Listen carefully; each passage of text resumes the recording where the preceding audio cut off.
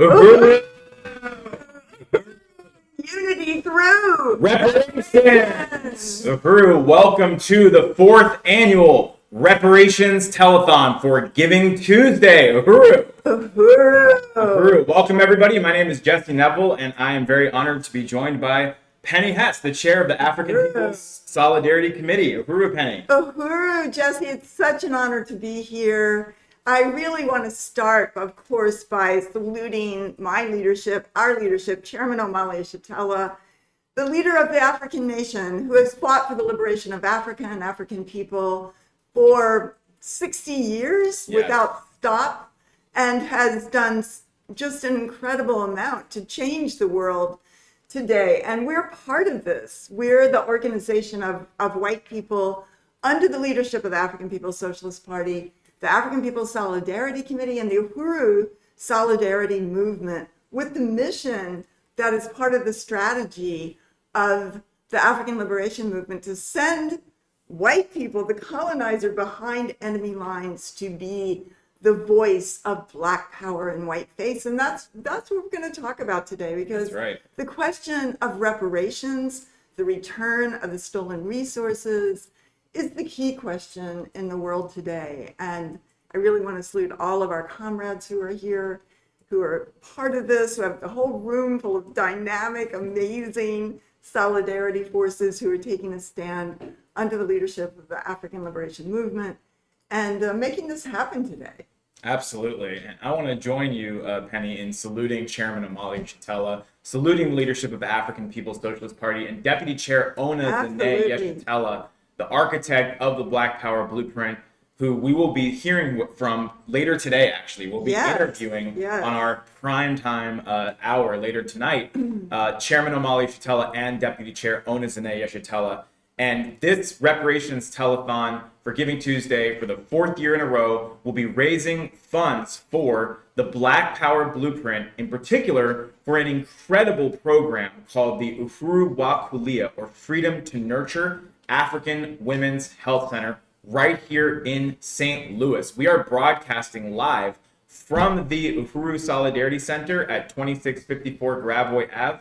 And Penny, let's talk a little bit about this building, where we're broadcasting from. Well, yes, but I just wanted to say, first of all, that the fact that the African Women's Program and Center is is and has to be called freedom to nurture. Yes. That African women have, I mean, just all the statistics, and we will go through that a little bit later and many times through this next 24 hours, but that, this whole system is built on stealing African babies, African life. Yes. And that, as the chairman has said, African people have had to reproduce life for white people. Mm-hmm. And this is the Freedom to Nurture, the Uhuru Kulea, is a program that is part of an overall Black Power blueprint to overturn that situation and put power into the hands of the African working class, men, women, children, mm-hmm. all people of the African working class. So it's very powerful. Exactly. And today we are here at the Uhuru Solidarity Center at 2654 Gravois. If you are watching this from St. Louis, you're welcome to come by and join us today. Also, be sure and share this wide and far on your own social media platforms. We need to get as many people as possible participating. But we're here, 2654 Gravois, right near Jefferson, on the south side of St. Louis, where thousands and thousands of people pass by every day on the busy street, that we're facing, and see the banner that says unity through reparations really big.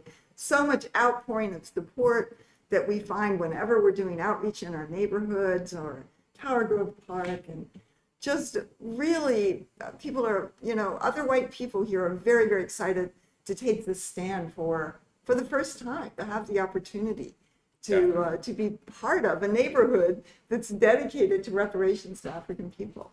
Absolutely. And we are going to be here, as we said, for 24 hours for this telethon, raising resources for the Uhuru Kulea African Women's Health Center. And, we've said before that this social system that exploits African people, that oppresses African people, it functions nonstop. It works 24 hours to maintain a system built on their oppression. And this movement, the Uhuru movement, the movement for the liberation of African people, works 24 hours for an end to that system and the creation of a new system in which African people have power and self-determination. And that's why we chose for the fourth year in a row now to have a 24-hour telethon as a tribute to the relentlessness of the African working class that stops at nothing to win their freedom. And that is what inspires us and guides us, and that we want to honor with this telethon today.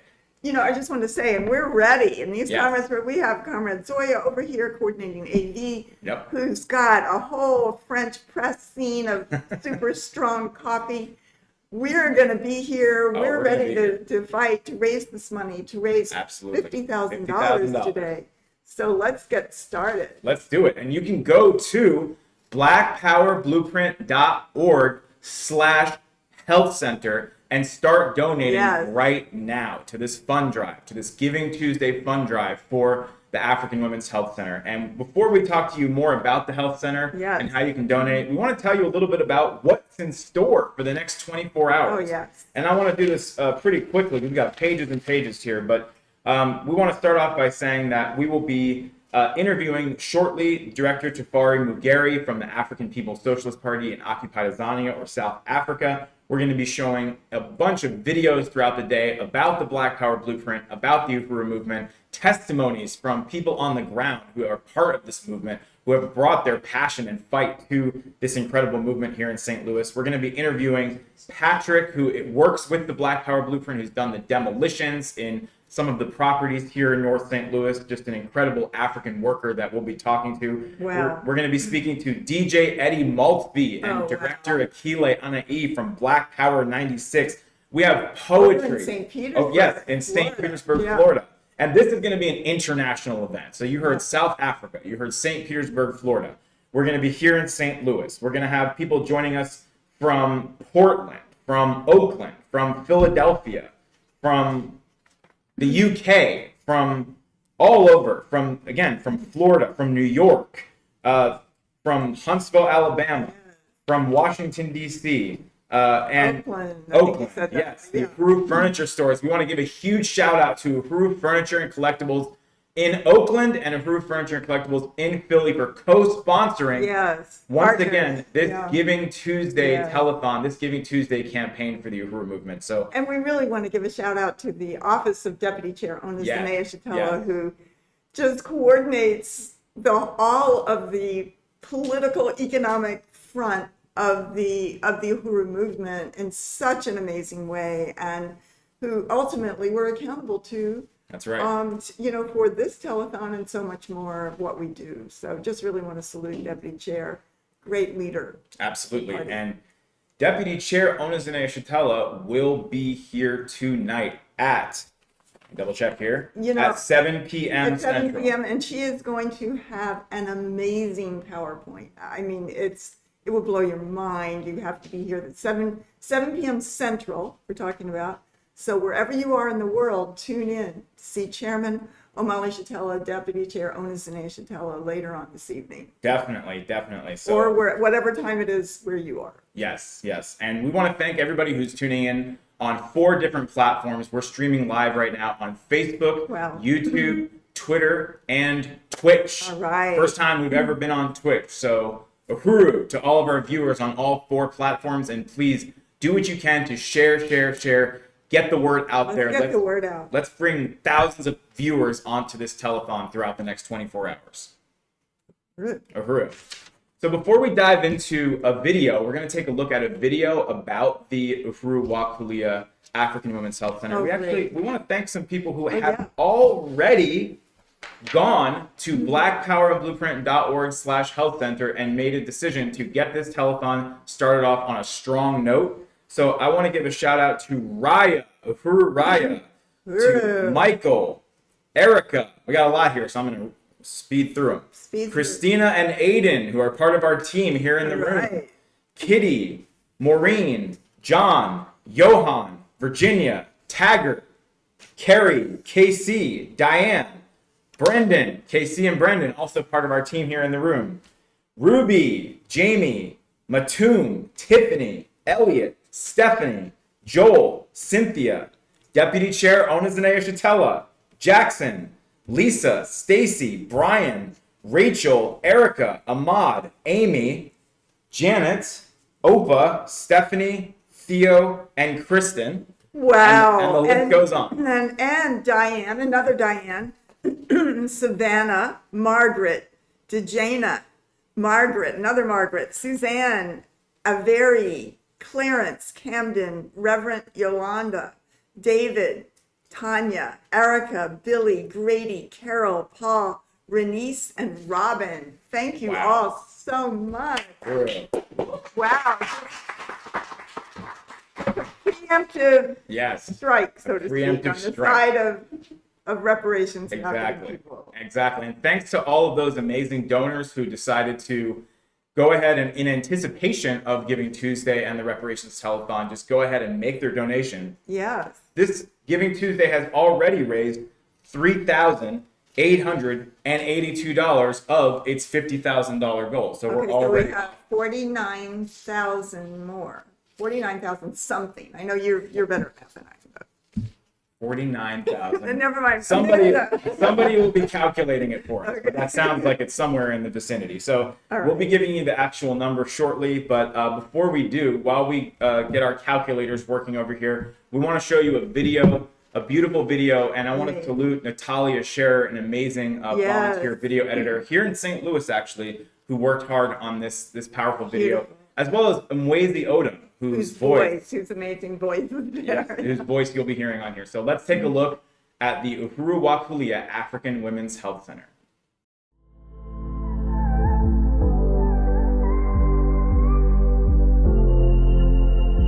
Each year, the number of babies that die during childbirth in St. Louis could populate 15 kindergarten classrooms. The Black community in St. Louis suffers from an infant mortality rate 3.3 times that of white people.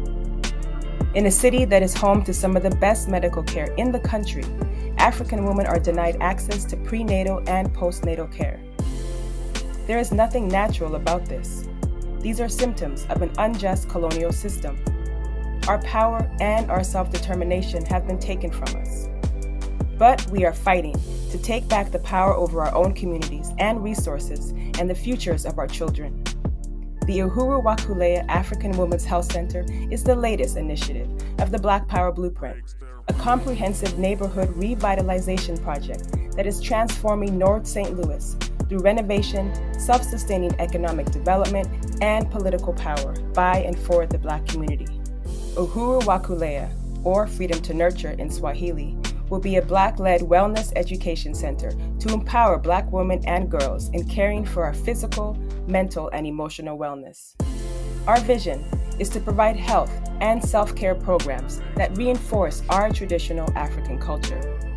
We are investing in the future of our community with doula and childbirth educator certification programs, along with opportunities for employment and entrepreneurship.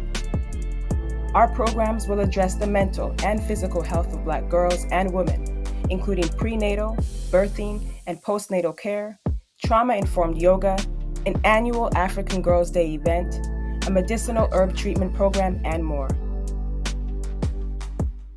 We have already begun training 15 African women from North St. Louis to become certified doulas.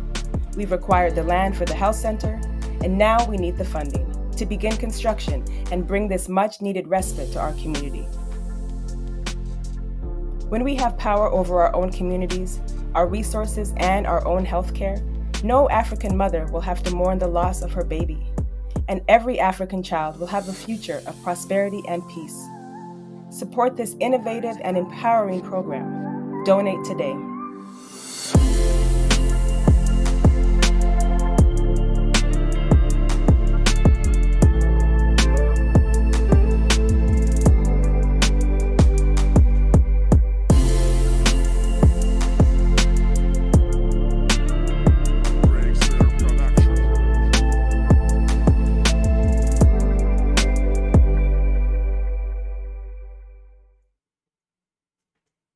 Wow. Well, that was so beautiful and moving, and really empowering just to see, just to see the vision of African women as part of the entire African nation being able to have the power, meaning the whole community has power over the lives of African babies, but also the health of African women who face very, very strong gaps in care in this country. And in fact, it leads to the statistic that this country has the worst maternal mortality rate in just about the world. Right. The United States does, and that comes from the conditions that African women face inside this colony of the U.S. Absolutely. So it's very powerful to see taking is. control over this and what it means for the Black Power Blueprint on all fronts of life.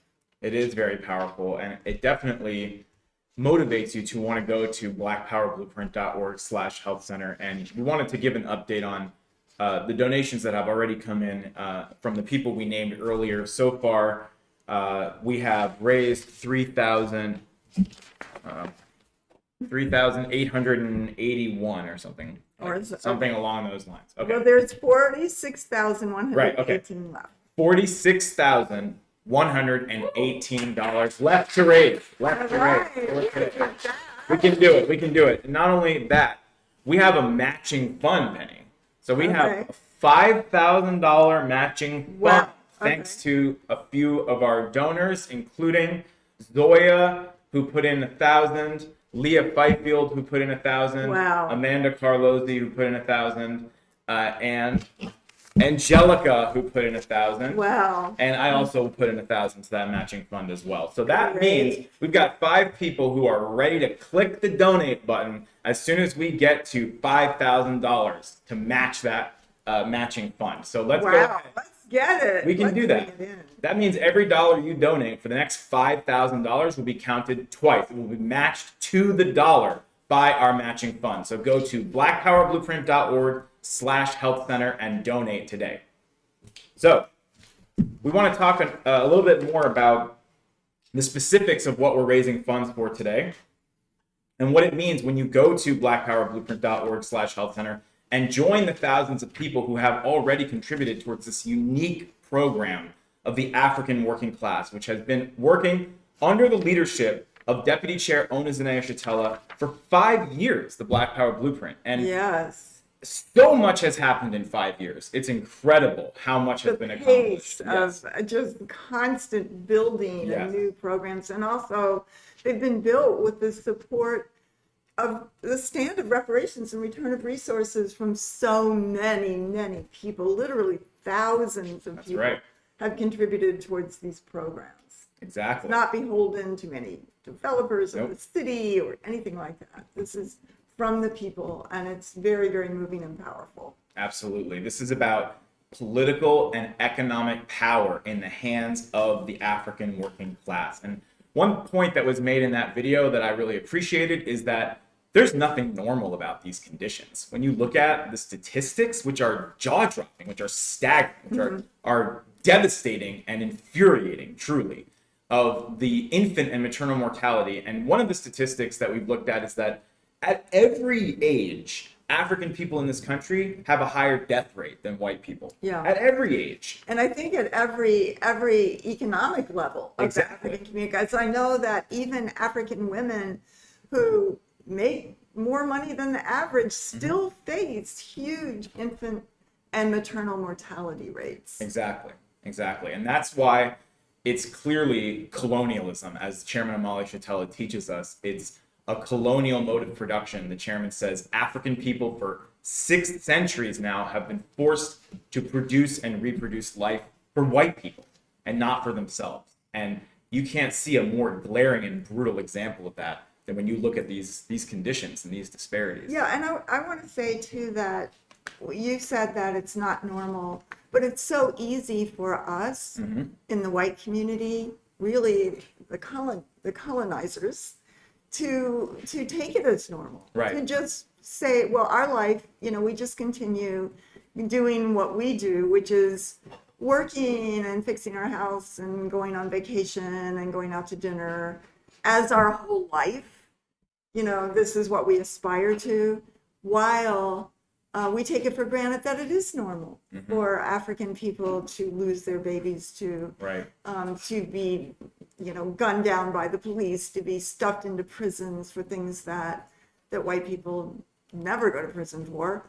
We just take that for granted, that the city can do what it wants to do, can gentrify, push people out of their neighborhoods and their houses, steal the money of the people. Right. And we can't do that. We have to be able to say that we recognize the conditions and to really be, sensitized to the reality of what African and colonized people, indigenous people, and Mexican people inside this country experience every single day. And then to do something under the leadership of the African Revolution itself. Right. Not some idea that we have about what it is that, we think African people want. This is what it is. Exactly. This is led by the African working class organization, Right. Black Power Blueprint. That's right. So we want to go ahead a few slides here and start to show you the the track record of the Black Power Yes. Blueprint. Let's take Yes. a look in half a decade what this organization, what this movement has done on the ground here in North St. Louis. Last year, Penny, I'm sure everybody here remembers that was tuning in last year. We were doing the same thing, but we were raising funds for the Black community Yes. basketball court. Yeah, what a victory. What a victory. And people donated, people supported that, and through the leadership, the sheer determination and will of the African community under the leadership of Deputy Chair Ona Zinaya and with support from thousands of people out there, that basketball court is completed. And wow, Beautiful. it is. I've never seen a basketball court like that before. It's Right. stunning. It's beautiful. It's incredible. And we also want to talk about the African Independence Workforce Housing, fully furnished housing for African people coming out of the colonial prison system who will be participating in a workforce development project. This is the Black Power Blueprint. we want to take a look at the Gary Brooks Community Garden. We're going to be hearing from Mr. Gary Brooks himself later today. Wow. And the Gary Brooks Community Garden is a jewel of the community, a beautiful garden across the street from the Uhuru House, where the venue and One Africa, One Nation Farmers Market is. And we want to also thank our donors. We're already starting to get little dings here. Okay, Mads has donated $25. All right.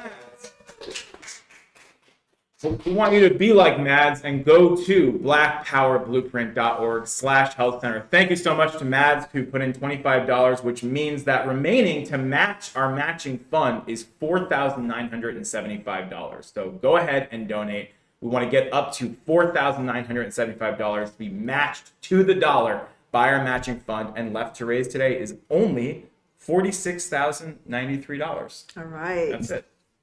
So Wow. let's take a look at the One Africa, One Nation Farmers Market, a dynamic market. We're going to be speaking to the coordinators of the market later today, and this is another incredible program of the Black Power Blueprint. And shining on the walls next to the market, looking over the market and the garden, are the murals, the beautiful mural of the Black Power Blueprint that is a vision of African people in power and thriving. So beautiful. Those are two different ones that you're seeing. One is on the basketball court, the top one, and the other one is actually on the wall. Yes. Overlooking the market and the outdoor garden.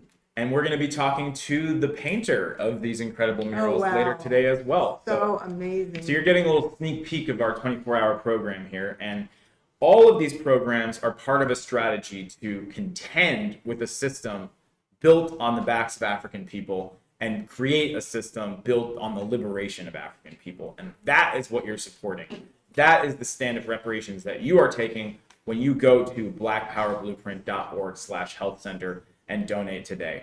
And next, we want to show you what parts of the health center people have already funded with their support and what is next to raise. So we're going to go through and say, okay, so the Black Power Blueprint has already purchased the land Yes. for the health center, Yes. finished the rendering of the building. Which looks amazing. Yep. Trained 14 African women as doulas. So powerful. We're gonna right from the community, Right. right from the neighborhood in North St. Louis. Yes, and we're going to be talking with some of those doulas later today as well. So great. Money has also been raised for the property survey, architectural plans, the building foundation, and the kitchenette. So when you support today, when you go to blackpowerblueprint.org/health center, this is brick and mortar. This is concrete. You are funding 3 offices, windows and doors. There we go. Products room, plumbing, electricity, the main lobby, 4 bathrooms, the Yoni steaming room, 2 stairwells, and 2 conference rooms. Wow. That is so exciting. And also to say that when you do contribute today, it's already started. Yep. This isn't like from scratch. Exactly. Just an outpouring of so many supporters and different programs have donated to this incredible Uhuru Kulea Health Center that is going to be part of changing St. Louis and the world. That's right. This is already in motion. The train has left the station. So you can get on board and be a part of supporting this and making this happen by going to blackpowerblueprint.org/health center. And in addition to being able to join this incredible movement and be a part of changing the world, we also will be sending you a little sign of our appreciation, a give back for your donation. So we want to show you what you get when you donate. Anywhere from $5 to $199, you will get this beautiful magnet featuring the Uhuru Kulea African Women's Health Center logo. And then for a donation of $200 to $499, you will receive a journal with a matching pen that features the Uhuru Kulea logo. Very nice. Take notes. That's when right. You hear Chairman O'Malley Shatella speak. Exactly. For a donation of $500 to $999, you will receive a fanny pack with the beautiful slogan, "Freedom to Nurture," written on there. So you can carry that with you everywhere you go. And for $1,000 and more, you can receive a Uhuru wa Kulea African Women's Health Center I love that. t-shirt. That is beautiful. Wow. Yes. It's an amazing logo for an amazing program, for an amazing movement. So again, how you can donate is go to blackpowerblueprint.org/health center. Donate today. You can also send a check to APEDF, the African People's Education and Defense Fund. Put Black Power Blueprint in the note. Send it to 4101 West Florissant Ave, St. Louis, Missouri, 63115. And you can also donate anonymously, or if you have a donor-advised fund, contact us at info@reparationslegacy.org, and we will meet with you and talk with you about how you can fund this incredible program. Ooh. Wow. So let's, really want to salute Mads for kicking this off. Yes. And I also want to donate $100. All right.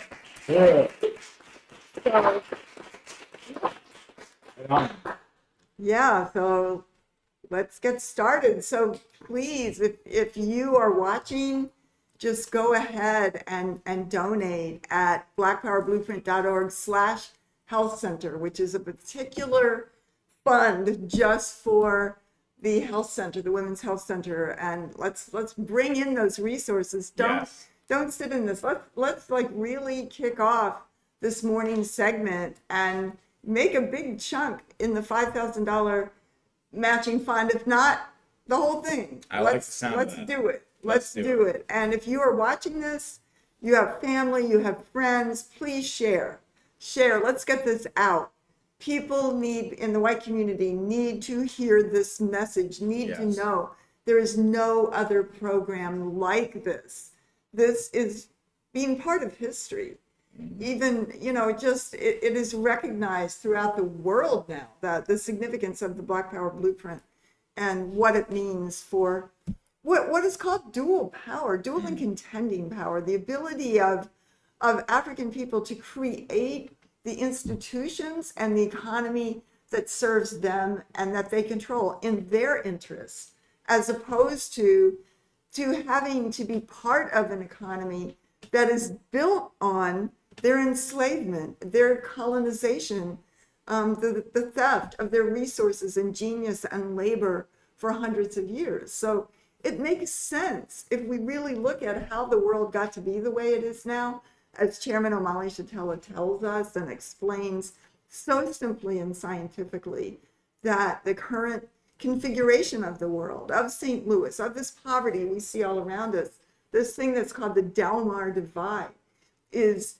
built on the fact that Europe was impoverished, came out of Europe, and assaulted Africa, and turned African human beings by kidnapping, human trafficking into commodities for sale, into things, and then went around the world committing genocide, colonial domination. It's ugly. It's horrible. This is the pedestal upon which we sit. And when we see that we want to begin as white people to have an honest relationship, a principled relationship to African people and the people on planet Earth, this is how we do it. Yes. This is how we do it. It's really concrete. So if you're watching this, share it. If you just can make a contribution today, no matter how small or how large, go ahead and put it in blackpowerblueprint.org/health center. Let's kick this off. Let's get people watching. Share. Everybody share. Get this out. Call your friends. Call your family. Yes. Get them on. Let's this is Giving Tuesday, by the way. This is a international day of giving, based on just sitting around every year. Here is the day based on the genocide of the indigenous people, and what are white people supposed to do?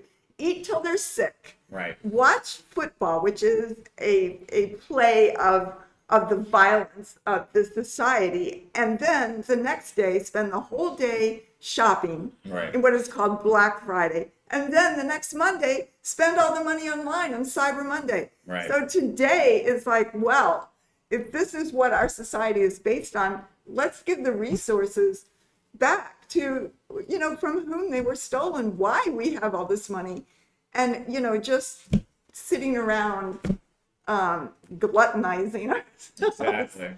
That this is an opportunity to, to see a world that is changing the planet, changing the social system that we live in. Right on. Uhuru. So that's what this is about. We're turning Giving Tuesday into a day of reparations and solidarity with African self-determination. And we want to encourage people to go to blackpowerblueprint.org/health center and donate reparations to the African Women's Health Center, Uhuru Kulea. And now we are going to be joined by a very special guest. We're very honored to speak with. Oh, I'm sorry. Next, we have a video clip. Thank you to our amazing program team for keeping us on track here. Next, we have a video clip of our leadership, Chairman Omali Yeshitela, speaking at one of the incredible institutions of the Black Power Blueprint, the One Africa, One Nation Farmers Market. So let's take a look now at this powerful presentation from Chairman Omali Yeshitela. This community was supposed to fail. When we came and set the Uhuru House right here on this corner, and we started working to reconstruct the Uhuru House, place that had no floor, the back of the wall was gone, and the place was in a state of deterioration, had been something like 30 years unoccupied, except for homeless black people whose homes had been taken from them in this city, and they found themselves having to get shelter where any place they could find it. And they were sleeping, and they were put, like so many of our community, in this demoralized state of living like animals in shelters not really fit for human habitation. But the objective is to get us accustomed to living in circumstances not fit for human habitation, so that we accept that as normal, that we forget who we are as African people, that we forget who we are as the people who come from the place where human life began on the continent of Africa, that we come from the place that brought civilization to humanity. We forget that, and we find ourselves living in a near animal state throughout this country and much of the world. That's done to us on purpose. So when we first established the Uhuru House here, and we said that we can help our community, we can lead our community into uplifting itself, to changing these circumstances that have been imposed on us, where our children have no sense of a future that they can look forward to, where they've been put in circumstances where there is no work, there is no economic development, so they have to do anything they can to survive, where people who should be our leaders are instead satisfied with being in the company of rich white developers and leaving our children to suffer, and denouncing our children and characterizing them as criminals and gangsters who cannot be rescued from their circumstances. That's what we came into. And then the politicians, when we wanted to get this place where we are now, there were 2 abandoned buildings here. There were 2 empty lots here. And we took this and transformed it. You can see what has happened here. And when we began to do this, black politicians, local older persons were opposed to us. They tried to keep us from doing it. You walk down the street, you see a basketball court. We put the basketball court there. Say, well, why you want a basketball court? Black people ain't got no jobs. Why you put a basketball court? Because young black people were playing in the streets with makeshift hoops, with no ability to see anything that's of quality, decent for black people. Those children, that community, needs to have a better opinion of itself.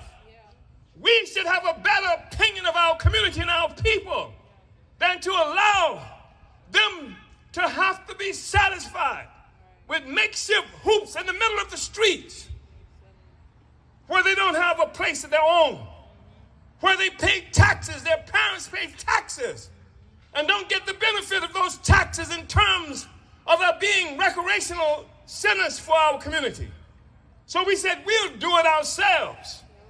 And we put the basketball court there.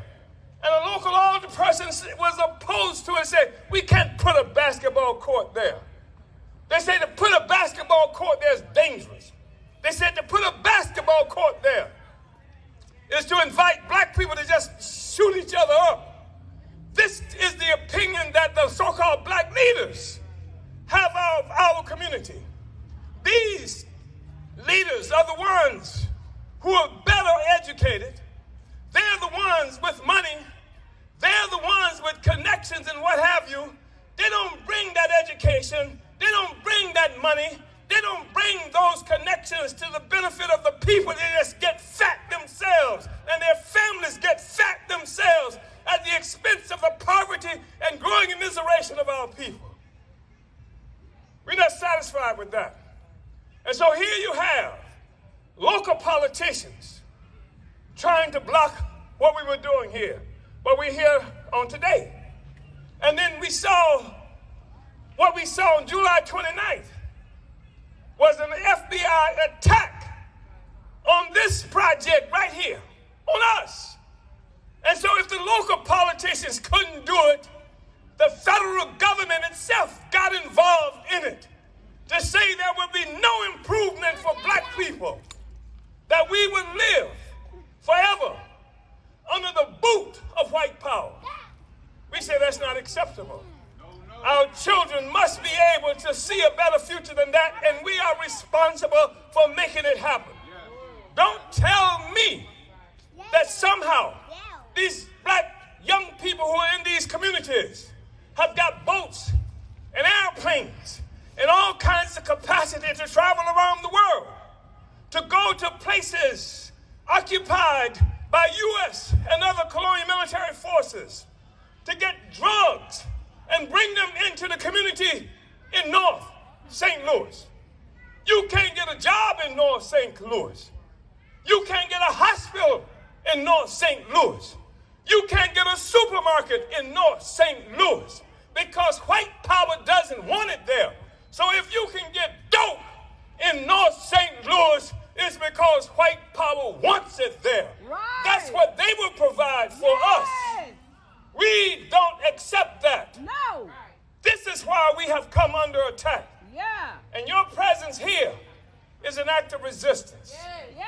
So you must understand this, if nothing else, that we are not in this country as black people because 400 or 500 years ago, we thought that somebody was going to be looking for basketball players. Right. It's not like we were in Congo, Right. we were in some other place in Africa and said, let's go to America because one day they're going to create the Bulls. Right. And we want to get there and get a jump on it Right. so that we can get in line to play basketball or football Right. or some other thing to entertain white people. We are here today because of an attack that was made on Africa, that kidnapped black people, that stole our resources. We are here today because of an attack that was made on the indigenous people who come from this land that they call Indians, who are living in concentration camps that they call Indian reservations. That's why we're here today. So if there is a criminal that we should look for, it seems to me that criminal should be the one that came to Africa and attacked Africa and snatched up black people from our future and our resources and dropped us off here.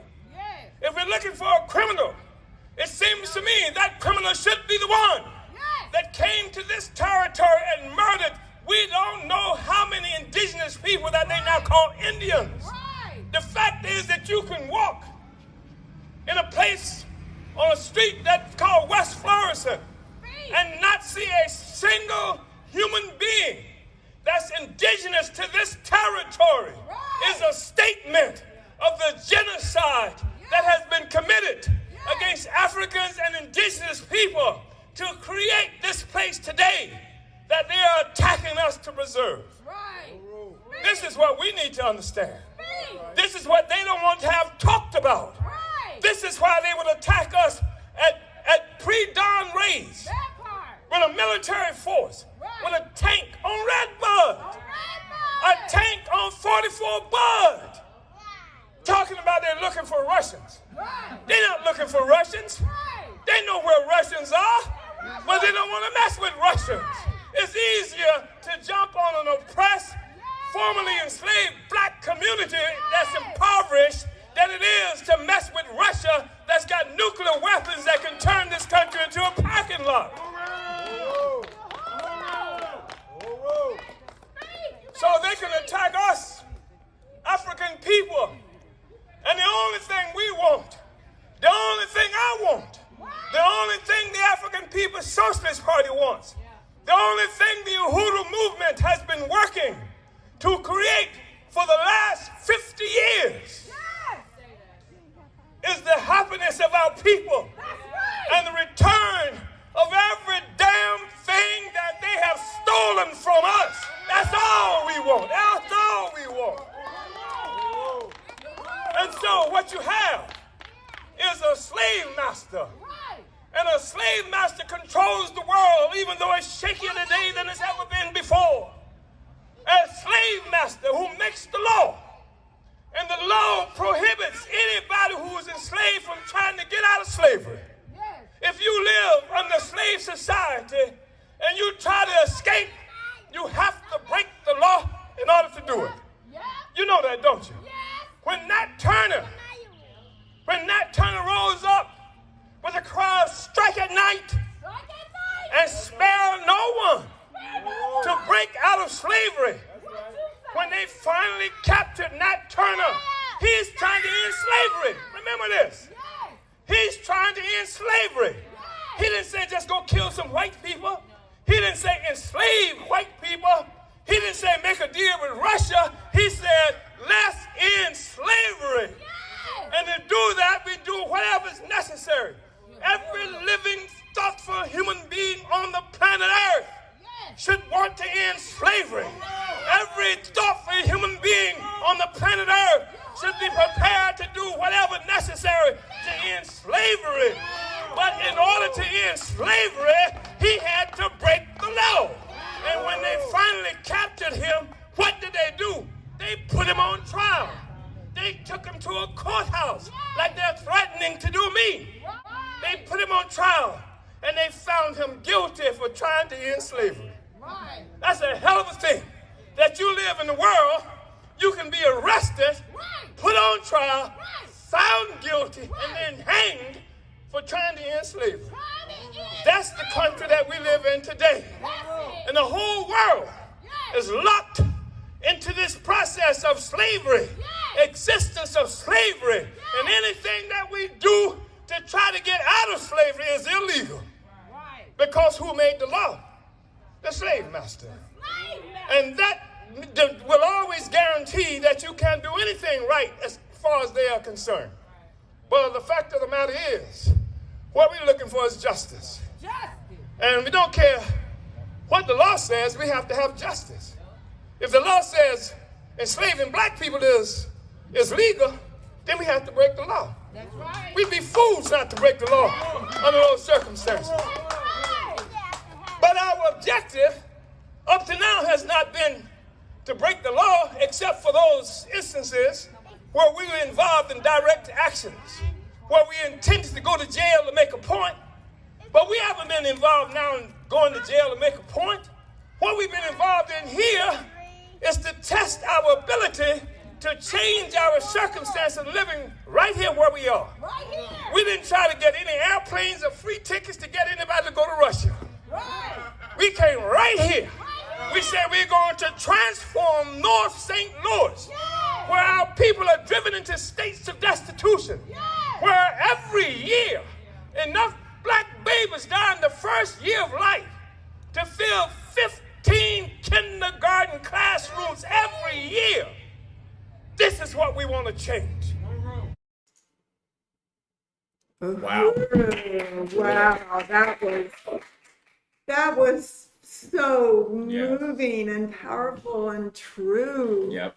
You know, just the chairman laying it out what colonialism really means inside the borders of the United States, the conditions African people face, and what it's going to take to change it and why it has to be changed.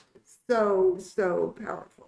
Absolutely. That was a very powerful presentation by Chairman Amali Jatela, and he was speaking live from the stage built by the African working class, built by the Black Power Blueprint at the farmers market. Yeah, at the One farmers Africa, market. One Nation farmers next market. to the garden, next to the Yes. mural, across the street from the Uhuru house. So it's all there. Down the street from the basketball court, That's and right. where the women's center is going to be very powerful. That's right. And people that were watching were clearly very moved by hearing the chairman's words, inspired to go to blackpowerblueprint.org/health center and donate for this Giving Tuesday Reparations Telethon. And we want to shout out some of our donors who have put in a contribution today to get us closer to matching our $5,000 matching fund. So we're getting there, Penny. Mm-hmm. So we had the $100 donation from you, Penny. And Drew. 25 from that.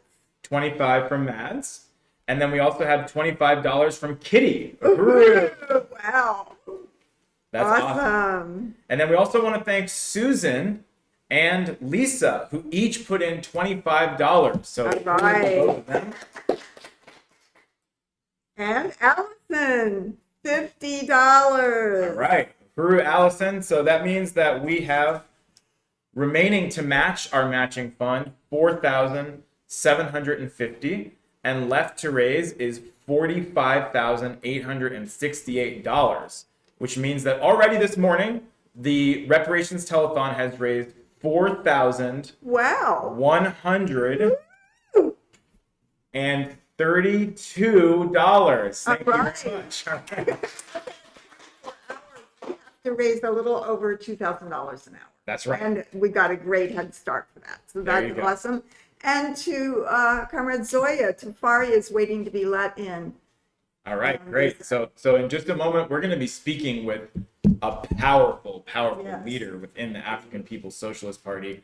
And I just want to again say how honored I am to be here with you, Chairwoman Penny. Well, I'm so honored to be here with you and with all of our comrades. Yes. And I just love the organization that people don't know what it takes. You should see the setup we have. Oh, here is All right, it's all happening on the spot. Yes. Reparations Telethon. I'm talking to Comrade Chair of the African People's Socialist Party in occupied Azania, Tafari Magari, and he is trying to get in on Zoom, correct? It wasn't. Okay. Yeah, I'm just waiting for the host to let me in. Well, they're saying that you're not there. That you're not on Zoom. Maybe you're not on the right one. I wonder if you're not on the right one. Can somebody resend that link? So we're gonna resend the link, We're gonna resend the link to you. and we're really excited to speak with you, Director Tafari. Yes, and we can't wait to talk to you in just a few minutes. If there's any problem, call back. We'll do it this way. All right. And anticipation is building here. I'm excited. I'm very excited. No, straight from occupied Azania, Yes. which is they call South Africa, the Right. stolen land where Africans on their own land live in what's called townships, which is a horrible Yep. euphemism where people live in corrugated tin shacks, with no plumbing or electricity, and it's the colonialism is still there through what's called neocolonialism, and That's right. this is about, the African People's Socialist Party is also very exciting because it organizes all around the world, and we're Yeah. going to talk to Chair Tafari, who's not just over the work of building the African People's Socialist Party in occupied Azania and Southern Africa, but throughout the entire continent of Africa. And there are committees in many other cities and what are called countries, because Right. Africa's been divided up Exactly. into false borders Right. for colonialism. But Yes. The So we can donations talk to you about. are pouring in. Oh, wow. Let's give another shout out and thank you to Ruby, who just put in Ruby. $25. All right. Ruby and some of the others are going to be on Yeah. later. You're going to meet them. They're so awesome and That's right. really, really wonderful comrades. Looking forward to that. Yes, yes, very much. You know, I'm inspired. I'd like to go ahead and put in $50 myself. Yes, towards that's this, right. Reparations Telethon this morning. All right. We're so still we're- in hour one Yeah, of the we're on the, Reparations you know, Telethon. the sun is just coming up over here in St. Louis. We're seeing the sun come out now. Yep. And this is sort of the breakfast segment, I Right. guess. And, you know, if you're having your morning coffee, your piece of toast or whatever it is, your smoothie, Mm-hmm. you know, just go ahead and contribute to this Uhuru Kulea Health Center. Go to blackpowerblueprint.org/health Health center. Center. That's Let's right. make this happen. We only have 45,843. If anybody can give the 843 part I like that. right now, That's right. or 8 people could give 150 cents or whatever it would Something be. like that. Yes. That would be so helpful. We could get to a whole new level. We want to end this segment with you know, way 2,000, down. please. Yeah, exactly. We need at least 2,000 an hour. That's the average. So let's get it started strong. Yes. So- Let's do it. And I appreciate what you said about the international scope of this movement. And we're going to really get a sense of that when we talk to Director Tafari Mugari in just a few minutes. But, you know, that the conditions of African people are the same anywhere Yeah. you look around the world. That's right. Whether it's in so-called South Africa or whether it's in so-called North St. Louis. You Yeah. see the same colonial poverty that's been imposed on African people. Yes. And that this movement, this Uhuru Kulea African Women's Health Center, this Black Power Blueprint, it's not just significant locally here in St. Louis, it's significant all around the world. And to help us have a better understanding of that, we're very honored to be joined by Tafari Mugari. Uhuru Director Tafari.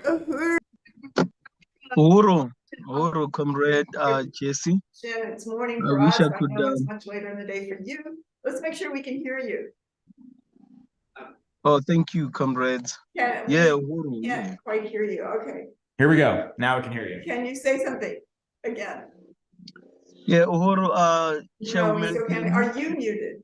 Are you muted by any chance? I'm not muted. Can you hear me now? Barely hear it. I wonder why. It's not. Yeah, well, somehow we're not hearing you. We're not hearing I'm you. gonna try Okay, to we're gonna work rejoin this out. real quick. Yes. Work this out. We have a team of all kinds of video experts here ready to resolve every confusion. Oh, How is it now, Uhuru. comrade? No, we still don't hear you. So maybe we should you call my phone again? And, oh, what just happened? We're here I don't know. We're hearing that. Chair Tafari, I would Yeah, propose how that is you it now? call my phone again. Call my phone. because Oh, we're still no, it not seems hearing like you. the We people on definitely want Facebook to talk to hear me, you. isn't it? So Who's, can you call my phone? And then I will put it on speaker. Oh, this is Sharon. Uhuru Chairman, Okay. we're on the air. Oh, you, Oh. we can't. We can hear him, but we can't. Okay. Thank you for letting me know, Chairman. Thank you, Chairman. All right, so everybody else can hear, and what would be, okay, so I don't know why we can't hear, so let's just have you call my number again, if you could, Chair Tafari.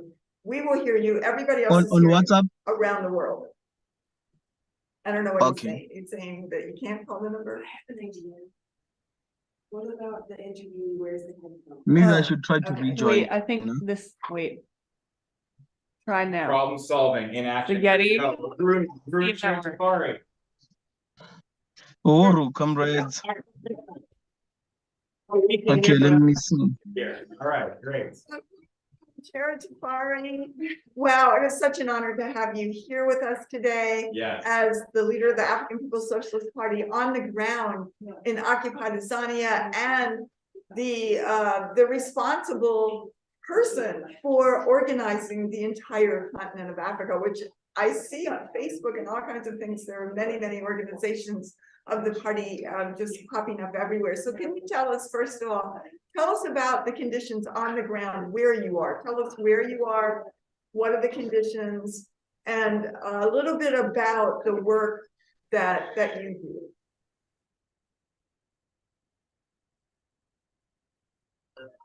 Oops, okay. Uhuru. Yeah, Uhuru, comrade. Can you hear me now? Yes, we can hear you. We were hearing you for a minute before. Also, I should go back to the Yes, yes. You can unmute on Zoom. We could hear you. Okay, yeah, we could hear you now. Thank you. Thank you. All right. All right. Well, you know, I mean, we have a few technical glitches, but we have this incredible Yes. worldwide movement. That's right. That we're seeing right That's now. This is making history. Yes, it is. Uhuru. Yes. Uhuru.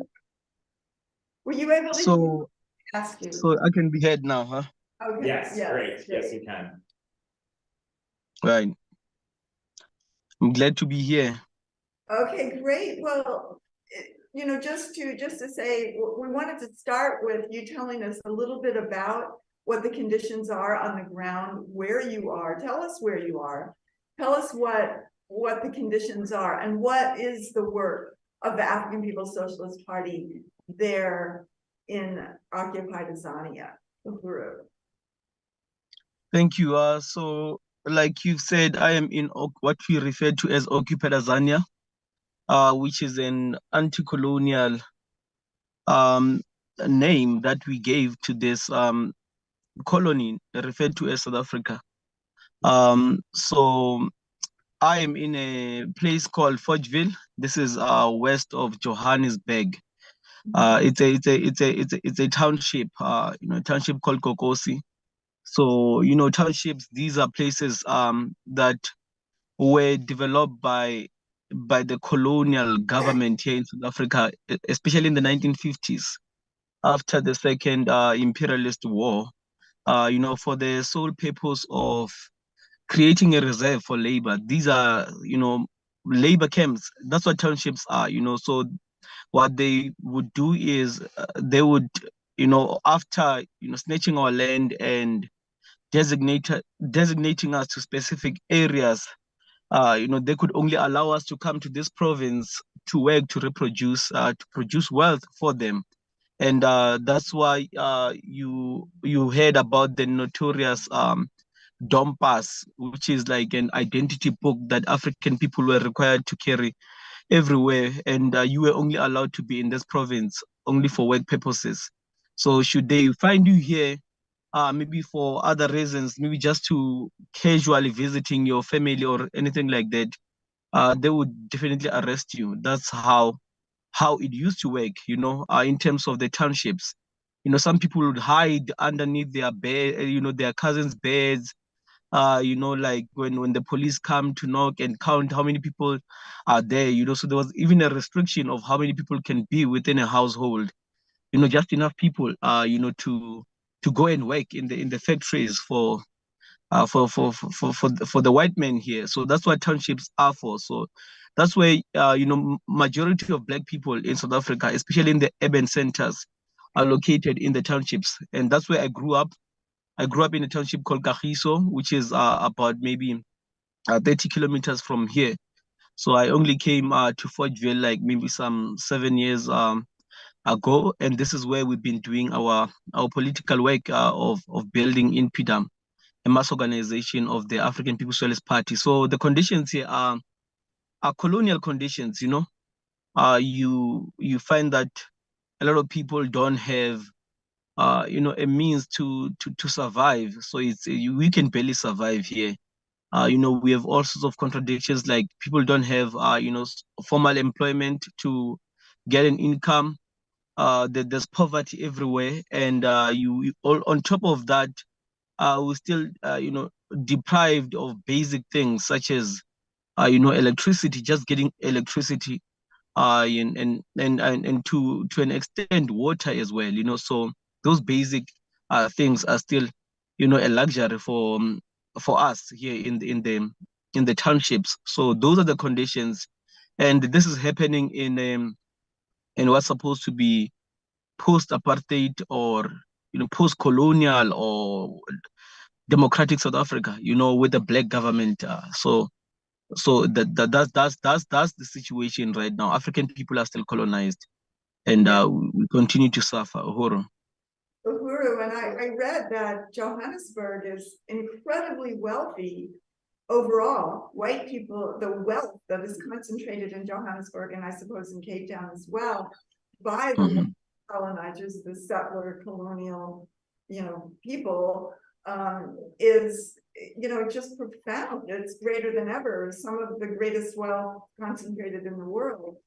Could you say a little bit about that?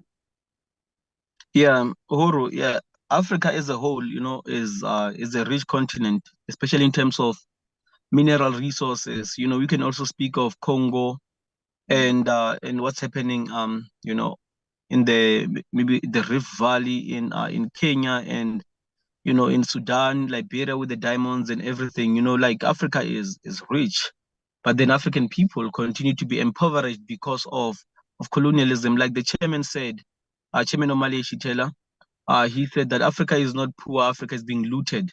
That's where we are. But when you talk about South Africa, there's the wealth in terms of mineral resources, but also in terms of how that has been, transformed into building an industrial complex. To the extent that you find that a lot of African people from, especially within this Southern Africa region, what they refer to as SADC, you find a lot of African people, because of what colonialism has done and continue to do to us, to deprive us of access to our wealth and resources. Africans will flock into this to this South Africa here, to look for employment and so forth, because of how industrialized South Africa is. And like, primarily because it's a settler colony. When you have a settler colony, just like the US or Australia and so forth, you find that the colonizer begins to identify with the land and actually appropriate the land to themselves. And that has implications, because they invest in it. Unlike maybe if you go to look at Congo, is not a settler colony. And what imperialism, including US imperialism, what they do is they just go there to extract the resources, and they go and process them into whatever in their so-called metropolis or something.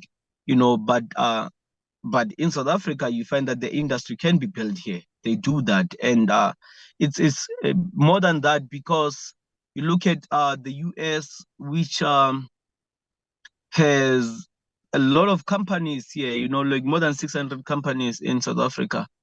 You find that it uses South Africa to have access to African labor altogether.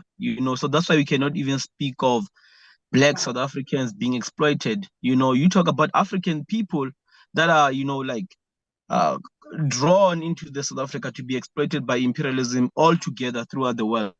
So it's extremely, wealthy. Like they even speak of the richest square mile being Sandton, here in Johannesburg. Sandton is the richest square mile in South Africa, because that's where they have, like very wealthy companies. You don't have like physical wealth there, but then in terms of saying that's where the stock exchange is, and um, so the wealth is here, but then African people don't have access to the wealth. The wealth is in the hands of the 7%, which is the white people. Like here in Forgeville, I'm in town right now as we speak, and that in town, that's where you find the colonial white population. It's they are well off. They have access to everything they need. Actually, if you come to the supermarket during the day, you'll find that they'll be doing their shopping. And African people, you won't find African people doing shopping during the day here, because we are busy working. So you even wonder, like, when do these white people, work? When do they work? What time do they work? Because they are, either always on the road, on vacation, or just doing shopping. And African people are always toiling. So there's a lot of wealth here. But then that's why South Africa is also, I read that the World Bank actually said this. South Africa is the most um, unequal society in the whole world. Yeah. The most unequal society in the whole planet is South Africa, because you have this extreme impoverishment of African people, and the great wealth of the colonial white population and some petty bourgeois blacks. And there's a relationship here. It's a dialectical relationship, of course, because we are poor because the white people are wealthy. The wealth that we produce. Because if you go to the mines, to the factories, if you go to the farms, if you go to the retail stores, everywhere where production is taking place, it's African workers who are working there. And it's African people from the townships where there's no electricity, where there are no paved roads, or you have all potholes and so forth. But then at the same time, it's us who are building South Africa. We build this South Africa, but then we don't benefit from it. Uhuru. Yeah, I just really appreciate the quote from Chairman Omali Shatella that Africa is not poor, it's being looted. And that this relationship that you talked about, the relationship, the dialectical relationship of the white colonizers' wealth being stolen and coming at the expense of African people all throughout Africa and around the world, every place that African people have been forcibly dispersed. So, just to see the significance of African People's Socialist Party, and just wanted to ask you, Chair Tafari, how did you first hear of Chairman Omali Shatella and the African People's Socialist Party? When did you become a member and a leader of the party there on the homeland of African people, Uhuru? Yeah, Uhuru, that's an exciting question. Actually, I think for me, discovering Chairman Omali Shatella is the best thing that has happened in my life. Because it has changed my life completely, and it gave me a purpose, to live for. And there's a lot of things that we need in the world. But then, when you have a mission and you have a purpose to be alive, it keeps you going, and you know that you are alive, and you can be able to make an impact in the world. You don't have to be, someone that's considered very important by this bourgeois society, or anything like that. You could be someone from the townships, and then just based on the work that you're doing and what it means in terms of the motion of history, you begin to see your significance. I'm speaking about myself, but then, also speaking, for a lot of African people that have not even met the chairman in my township where we're building in Pidam. A lot of young people that are joining our organization, they they begin to feel that they mean something in society, when they have been relegated to, to be some kind of outcast, or being considered useless and so forth, because we have a lot of issues in the townships that even affect us psychologically, like in terms of like developing some kind of inferiority complex. A lot of us growing up in the townships, we think that maybe we are not somehow from birth, maybe you're not supposed to understand anything that's happening in the world. So for me, discovering the chairman and discovering the African People's Socialist Party meant that I can understand how I ended up in the townships to begin with. Why there's this division of having African people in the townships and then all the colonial white people in town or in the suburbs, So I discovered the chairman or I learned about the chairman in 2012, 13. when I was still in university in Johannesburg. So when we got there, there's a lot of discoveries when you go to university, because you go there with, you're going there to get information, to get knowledge, right? Unlike maybe when you are on the streets, you get knowledge, but then that's not your purpose, that's not your intention. We go there to get knowledge, and then obviously they have their own curriculum. There are things that they want us to learn, but then because we have access to the libraries, we have access to the internet and so forth, we end up going beyond what they intended us for us to know. So when I was there, we were searching for a lot of things that were considered pan-Africanist or black conscious and so forth. And then I was introduced to the chairman by Asa and Pru, who is still one of our comrades, and leaders of the African People's Socialist Party here in South Africa. So we were still in university, and we consumed a lot of chairman's videos. We were watching everything by the chairman. We we wanted to watch almost every video that we could get on the on YouTube, on the internet, and somehow we managed to get contact with the party, and we talked a lot with SG Luezi, Kinshasa, and initially I want to be, really self-critical about this, because we were slow, and I think we're still moving slow. Because the party has been there for 50 years, now, and there's a lot that has been done. We don't have to start from scratch. Everything has been given to us. We just have to to use it and take it to where it's supposed to go. So it was only in after 2 years, that we really, we were showing that we proved ourselves to be taking this absolutely serious and wanting to really go with it and take it to where it's supposed to go. And in 2015, and SG Luezi, Kinshasa, and another comrade, Magda, they paid us a visit here. And that's when we, officially, became the African People's Socialist Party in South Africa. That was in 2015. So ever since then, we, and I was leaving university anyway. So we came back to the townships to build the party, especially through the mass organizations. Uhuru. Uhuru, that is powerful. That's a really powerful story history of the rise of the African People's Socialist Party in occupied Azania. And just want to thank you and say what an honor it is to have you on our telethon. Once again this year, you've been a recurring guest on our annual Reparations Telethon's Chair Tafari, and we have time for just one more question, and we wanted to ask if you could speak to how you see the significance of the Black Power Blueprint, which is here in North St. Louis, but as we understand, has significance for the African anti-colonial struggle around the world. If you could talk a little bit about that. Yeah, it is really a blueprint, that we should use everywhere in the world, and I think when we talk about Black Power, this concept of Black Power is from the 1960s, right?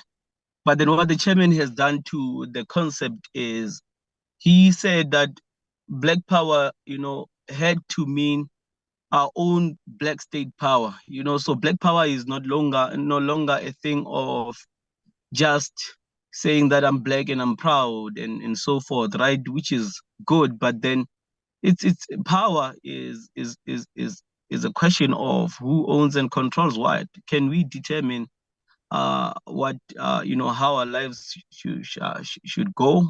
Do we have control over the things that we need? So that's the question. So all the development, the whole development that has taken place in St. Louis with the projects there, including the headquarters being there, including the basketball court, and and the Dula project, all the projects that take place there, the One Africa, One Nation marketplace and so forth, that's inspiring for us, but not only is it inspiring, but in terms of objectively, what it means is that we are establishing the foundations for for an independent African economy.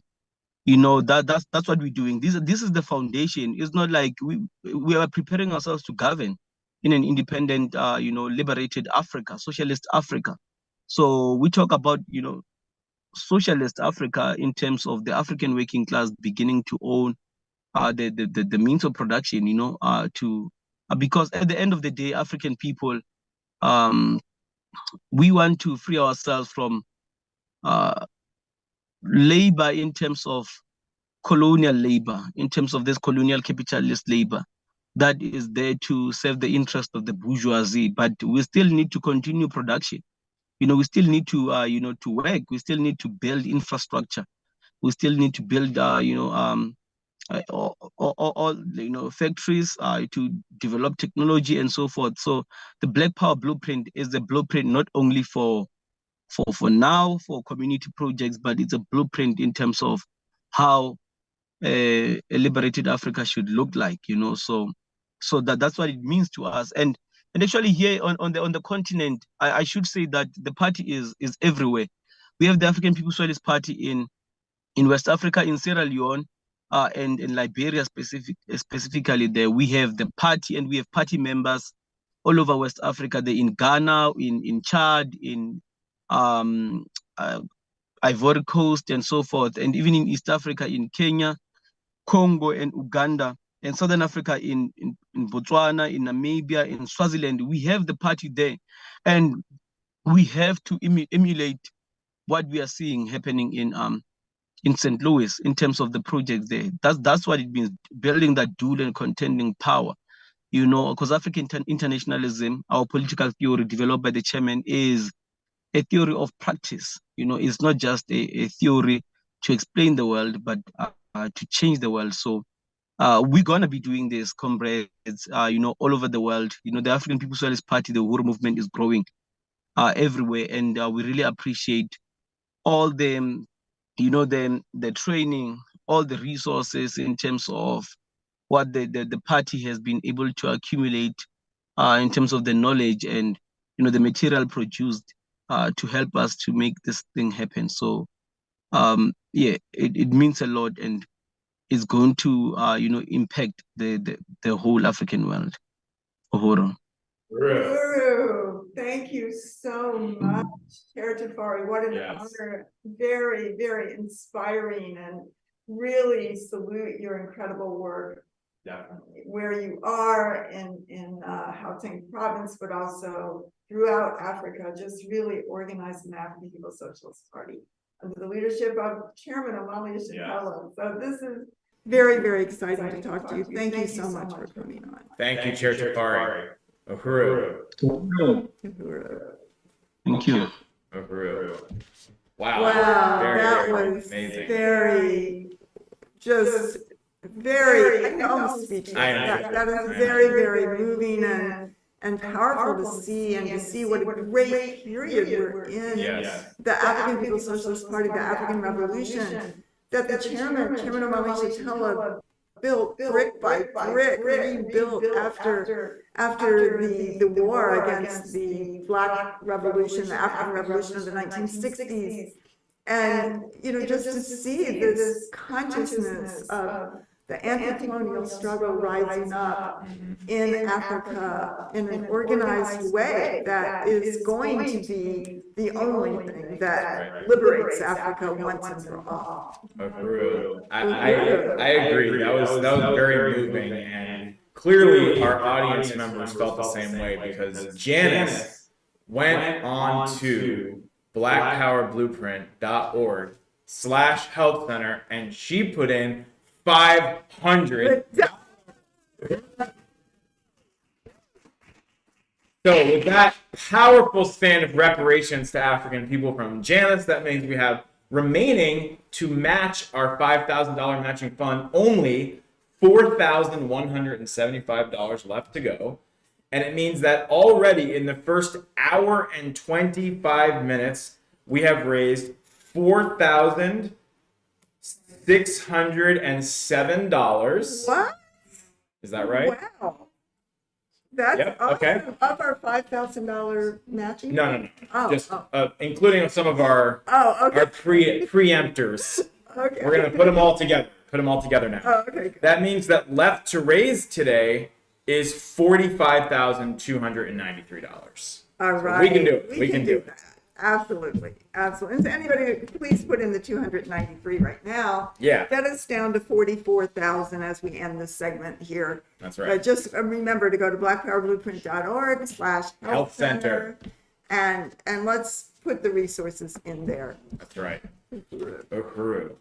And we're going to take a look at a video now that gives you more of an overall view. And I know, Chairwoman Penny, that when it comes to promoting the Black Power Blueprint, one of the greatest challenges is that the minute you come out with a video, it's outdated. Because this program moves so quickly. The pace of Deputy Chair Ona Zanea-Shatella and the African working class taking back control of their communities is so rapid fire that this video that we're about to see is already out of date. And I mean, it happens while we're still in production Exactly. of some of the videos. It's already outdated. So exactly. So that's very exciting. It is exciting. So this video is called From Day One to Now, but it's actually more like from day one to earlier this year. So we're going to take a look now at the Black Power Blueprint. It's saying something on our screen just for people to know. Right. Yeah. Okay. The Black Power Blueprint means that I will not want everybody to enjoy and get a chance to see another side of North St. Louis. The Black Power Blueprint in North St. Louis was born following the police murder of Mike Brown in 2014.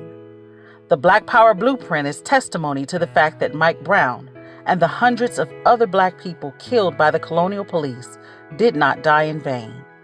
The African People's Education and Defense Fund and Black Star Industries believe we must go beyond protest.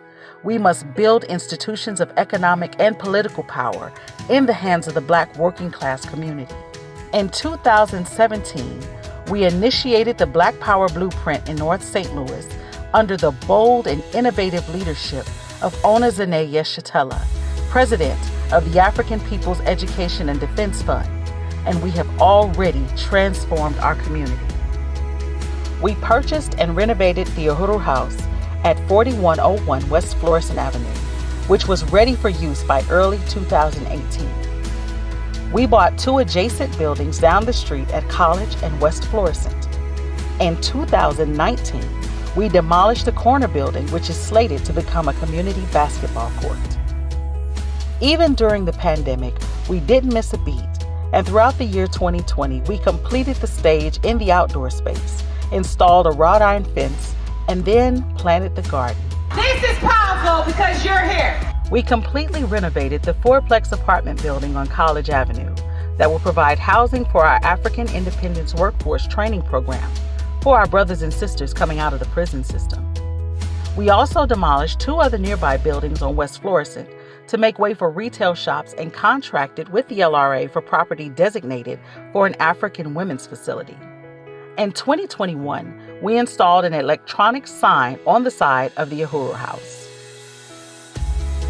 We had a huge victory in June 2021 when we launched our One Africa, One Nation Farmers Market with a grant from the USDA. The initiative of the Black Power Blueprint has mobilized the North St. Louis African community and won supporters, volunteers, and donors from every part of the city and around the world. Some make donations as a stand of reparations to the African community. We believe in the democratic anti-colonial right to be able to have community control of every aspect of our lives. Many community members have expressed what the Black Power Blueprint means to them. You see the money going back into the community. We want to build our neighborhoods to get our families back. Volunteer and donate at blackpowerblueprint.org. Wow, Uhuru.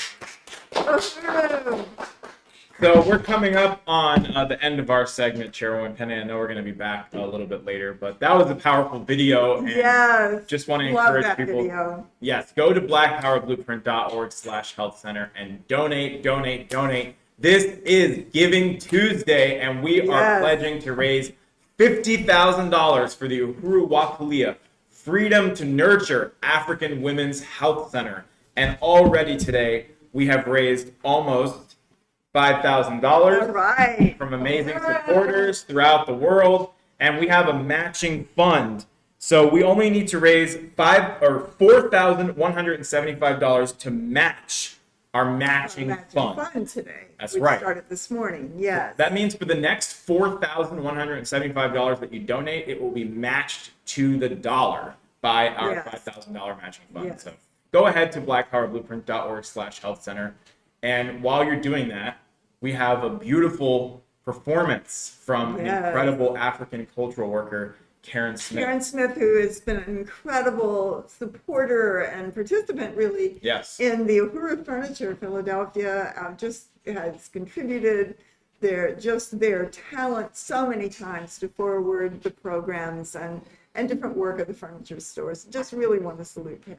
Absolutely. So joining us from Philadelphia, it would not be the Reparations Telethon without Karen Smith. So, Uhuru. Right. Uhuru. I'm just going to set off some positive rhythms for this beautiful day of this marathon this year. And here we go. Get right into it.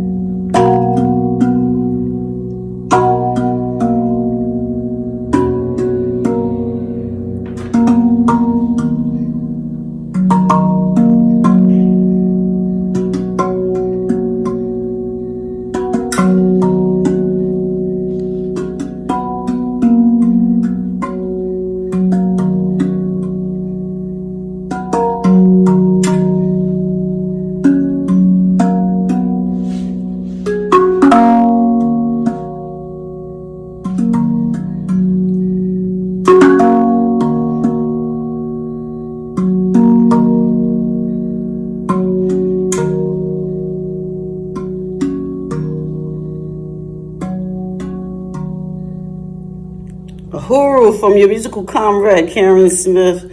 Philadelphia loves you. Don't forget to donate. Have a good day.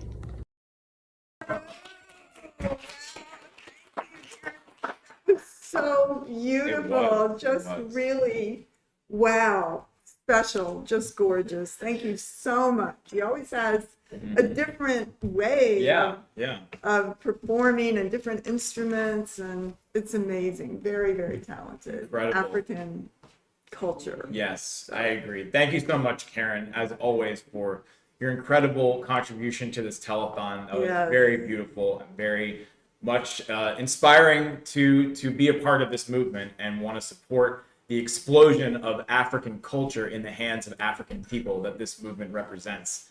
And we want to echo the call that Karen made at the end of that video for people to donate. Today is Giving Tuesday. You can go to blackpowerblueprint.org/health center and be like all of the incredible people who have already done so today, gone to that website and donated. We're talking about Mads, Penny, Kitty, Susan, Lisa, Allison, Ruby, Janice, all the people who just in the time that we've been live on the air have gone to blackpowerblueprint.org/health center to contribute towards the funding of this critical program, the Uhuru Kulea African Health Center. I know. And, when you think about how many, there's probably many other Giving Tuesday live streams going on right now, perhaps around the world. But what else has such an incredible panorama of projects and programs and incredible African people all around the world? This is changing the world. It is incredible to see what it means. The African Revolution is the future of this planet. Yes. In building a world without war, without the destructive climate change, which is based on genocide and enslavement and the system, and building a world in which everyone, all African people, all oppressed people, all the people on the planet will have the ability to, for housing, for food, and the ability to contribute their talents towards the development of a collective society that builds the people, the African working class, which is what Chair Tafari talked about in this segment, just what it means, for the people on the planet Earth who have been nothing but a commodity, who have been turned into a pedestal upon which we sit. Now that is being overturned, and the narrative is in the voice of the African workers. And that is a beautiful, beautiful narrative to see. And even in this short opening segment, we've already seen so much of what this movement has to offer and what it is. And there's so much more coming. Definitely. Yeah. I want to ask everybody to go to donate at blackpowerblueprint.org/health center. Let's make this a reality. We can do this. We can raise $50,000. We have only $45,000 more to go. We can do this. That is so many. Believe me, there are thousands of white people who have that right in their bank account, doing nothing, just sitting there. So definitely, if you can give the whole thing. Oh, when 5 minutes? Okay, 5 minutes. Well, in our last little 5 minutes here, We're donating. I want to appreciate what you just said, Penny. And when you see these videos of the Black Power Blueprint, you see African workers out there with the yellow hard hats, the construction hats. What you're looking at is, as the chairman once said, a new world under construction. It's not just one building or one location. And the construction site of this new world is global. It exists in occupied Azania. It exists in Oakland, in Philadelphia, here in St. Louis. And that's what you're a part of when you contribute to blackpowerblueprint.org/health center, the building of a new world under the leadership of the liberated African working class. That's what we have the honor and the opportunity to be a part of. And we just got a little notification here. Comrade Len Demmer, who's in the room, who's actually the coordinator of the program today. So salute you. $10. Uhuru. Wow. I really appreciate that. And you're going to get to see Len in just a few minutes after our next interview, which I'm very excited for. And when we talk about a new world under construction, that is exactly what we're about to hear about in our next, literally. So let's go ahead and introduce our next segment. We are honored to have with us today Patrick Jefferson. Who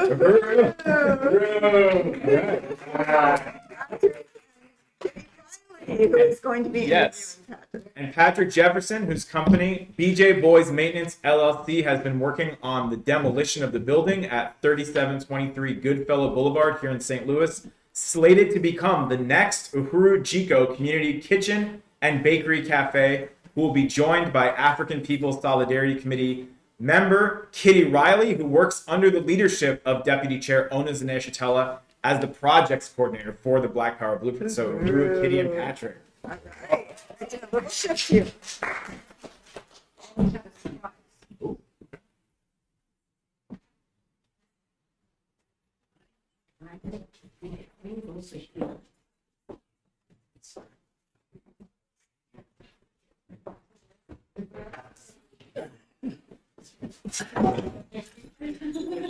Thank you so much for that introduction, USM Chair Jesse Neville. And I want to say we also have a surprise welcomed guest who is Andrew Winston, who is Patrick's brother.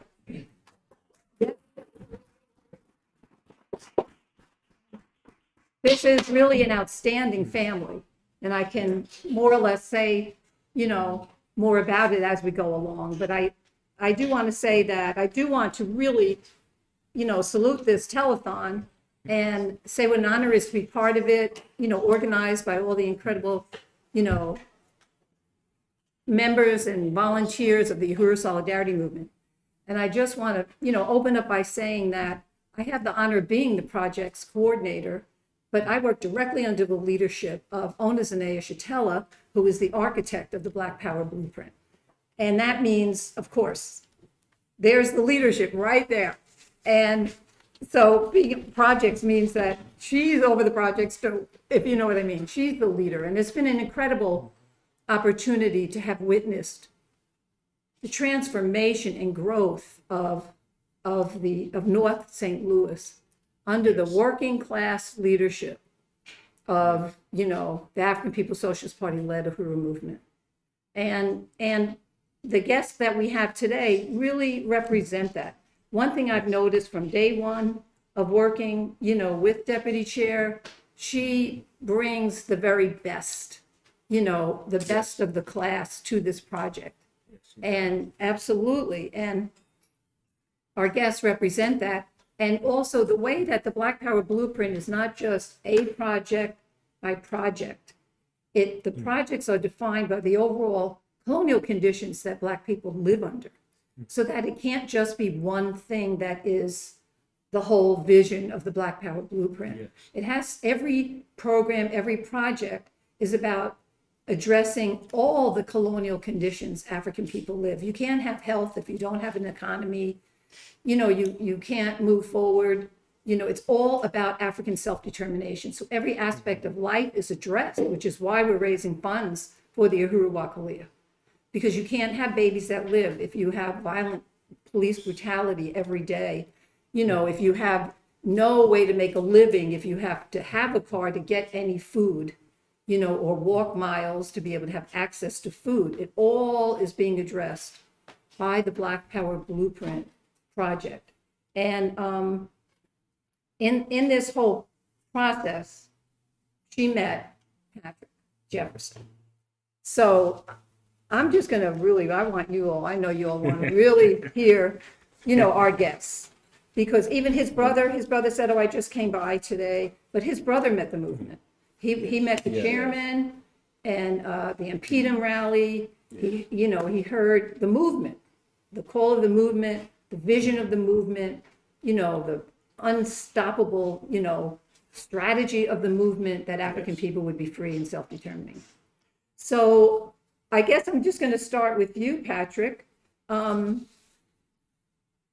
us about yourself and what projects you work on. Okay, my name is Patrick. I'm 52 years old, born and raised in St. Louis, downtown St. Louis, raised by a single mother with 5 other siblings, father of 6, grandfather of 11, godfather of 1. And I come up in North St. Louis playing GFL football with the Royal Knights, and back in the time when we had basketball courts and things everywhere all throughout the city, and back when kids played jump rope in the streets and things of that nature, and just very much a fun kid. Ran into some little bumps and bruises, and happily ran into the Uhuru group with Miss Zanae, Kitty,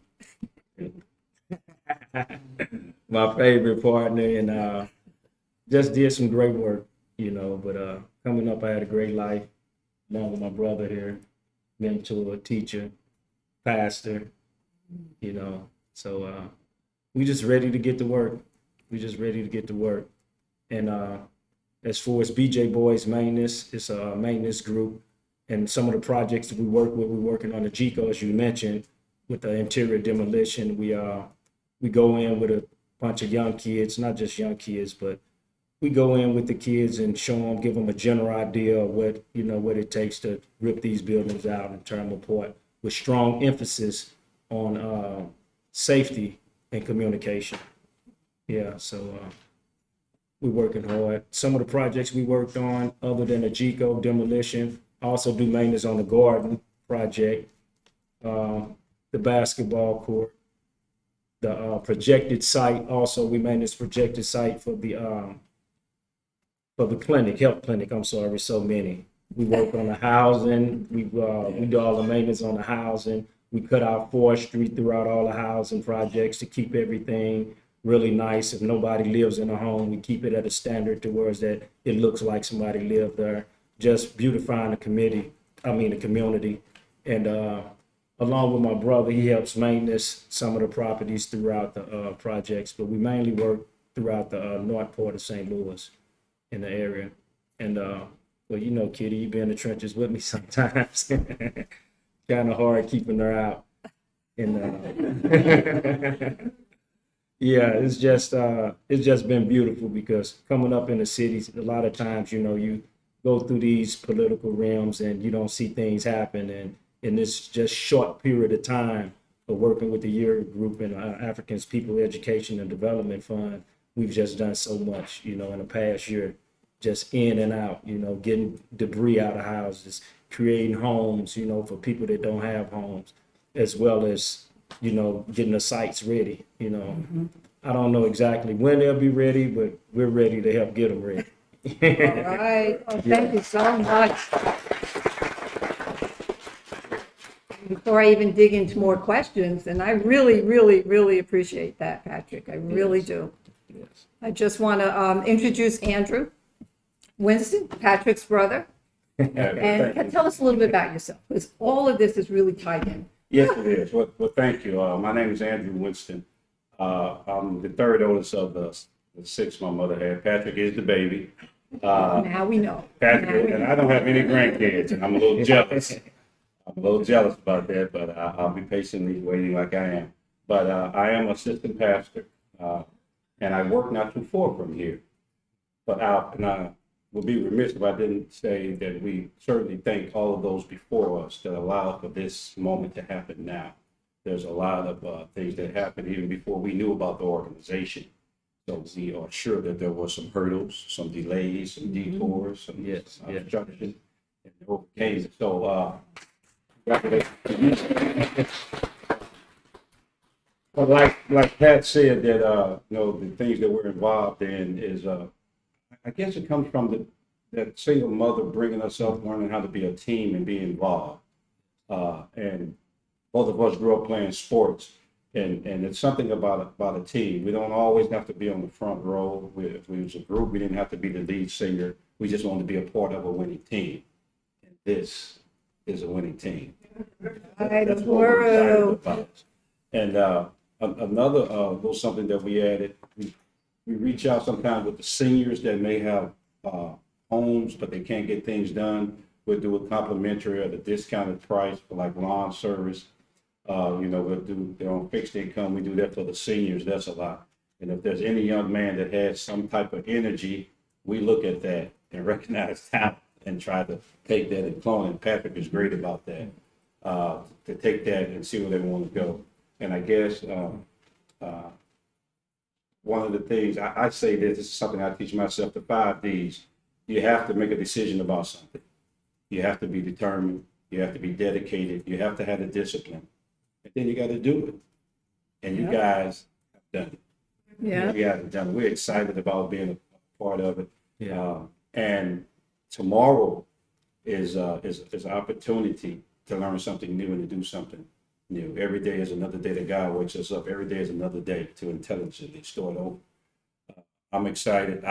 Patrick was telling me about the meetings, and I finally made it. I'm kind of super busy, with the church and the family project. We have a sauce. We orient to something. We have a multi-purpose sauce, if I may. No, I was going to ask you about the sauce.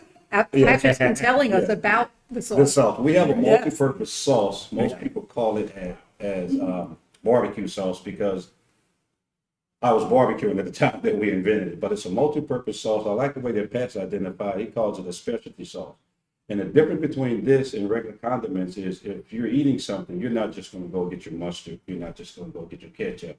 You're going to want your mustard to go on your mustard items, and your ketchup to go on your ketchup items. But the sauce that we have is called Drew's sauce. It goes on everything. That's our slogan. It's got a sweet, tangy, southern boomerang effect to it. And Patrick says you'll find yourself eating it, then you'll put it down. Then you want to go back to it. That's that boomerang effect that it comes back. It comes back to you, but it goes on everything. It pairs well. We are excited about that. This was our first year, more marketing than anything, but we're pushing it, and we're excited about the bakery part of the industry. GCO. I'm sorry, GCO. We have a North Side we waiting on that. We have a lemon pie that's in the family for years, made from scratch. Not lemon meringue, but lemon pie. We grew up off lemon pies and sweet potato and pumpkin pie, but the lemon pie.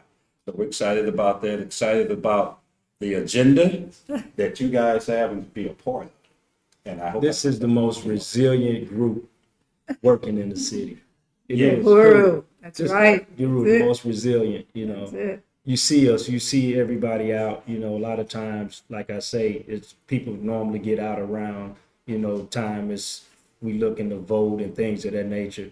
This group is always out, That's right. Always out, always working and willing to help. And not only just to, a lot of people think the blueprint is for sale, you actually hand the blueprint over, you share it throughout the community. Yes. So just for that wealth to be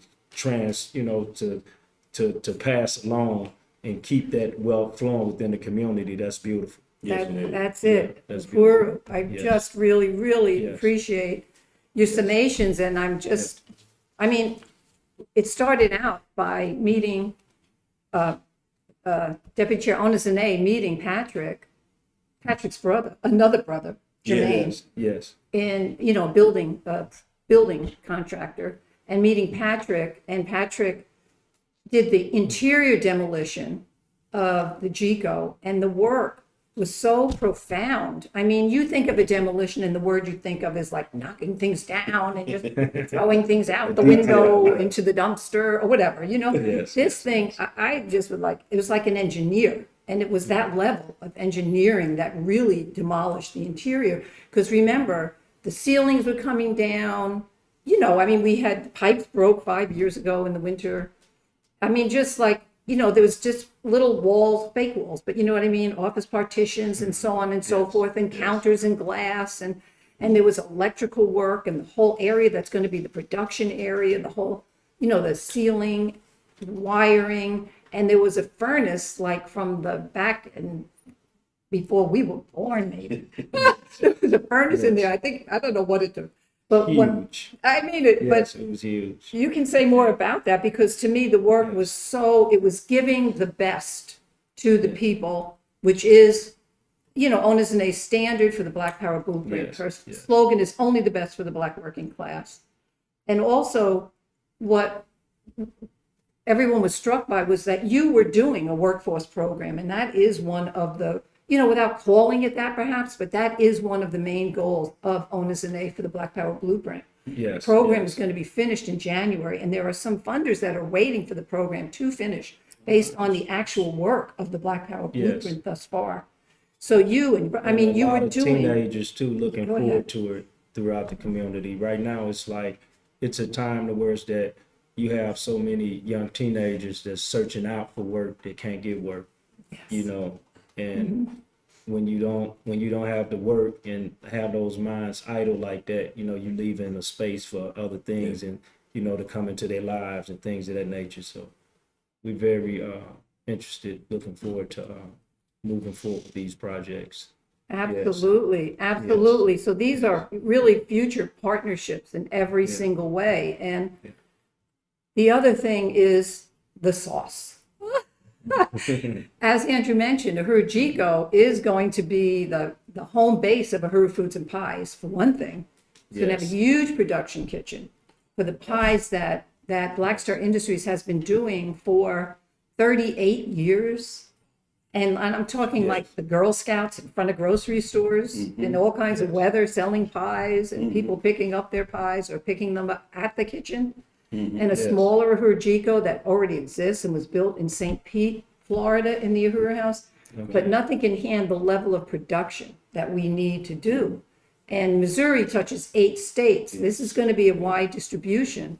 But I can honestly see this sauce as one of the products in that, you know, that cafe. It will have a cafe as well. And, you know, I don't know, the whole thing is really coming together, and that's really what the Black Power Blueprint is about. And I just, you know, felt like, you know, it was so important to be able to have Patrick and now have his brother, you know, to be able to be interviewed, because sometimes people think of the Black Power Blueprint in an abstract way, or they see a picture of a project that's been completed and have no idea the stake people have in it that are part of that project and what it takes to make that happen. So there's no better nonprofit to contribute to today. There are many worthy causes, but this goes actually to the heart of addressing really colonial conditions of African people. And it is led by the African working class. And it is transforming St. Louis. It has projects that have already existed for up to 40 years in different cities, Oakland, Philadelphia, et cetera, St. Pete, Florida, and St. Louis. In 5 short years, what has happened on the shoulders of what has been built already has been really phenomenal. Now,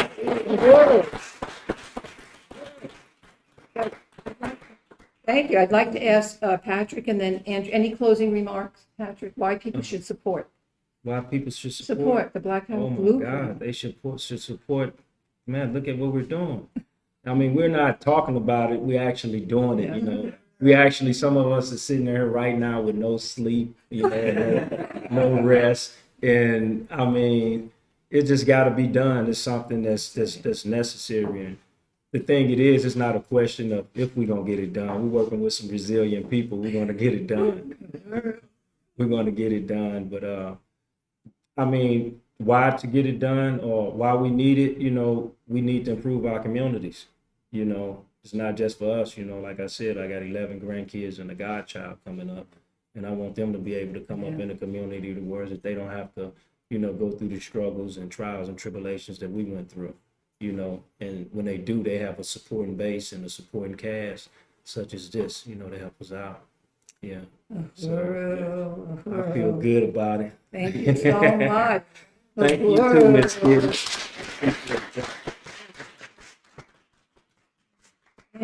Any closing remarks? Well, now, I guess if I had to add anything, it would be that, and this is part of what I usually, if I'm speaking, when I'm delivering a sermon to a younger crowd, is that we all have a part in the decision making of our future, whether it's whatever organization. We all have a part. When you end up, when life is over, you have a part, and that depends on what you do while you're here.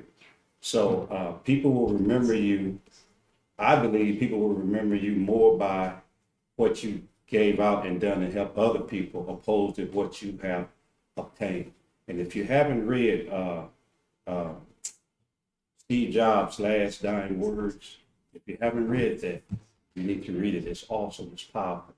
And I'll just cheat a little bit. In one line, he said that really stuck with me. Out of all the things that he could do with his wealth, was he could not pay somebody to carry that sickness for him. So enjoy life, enjoy friends, enjoy family, and give back. But if you haven't read that, please read it. It will motivate you and inspire you to a higher level than you are, whoever you are. Thank you. Thank you so much. I just want to close by saying the call for us is, what do we want our legacy be as white people here, in this world and in the United States and in St. Louis? We want our legacy to be tied to the principal relationship to the Black working class community, anti-colonial economy, building an anti-colonial economy and institutions, and through reparations. So I welcome everyone to keep donating. Uhuru. Uhuru.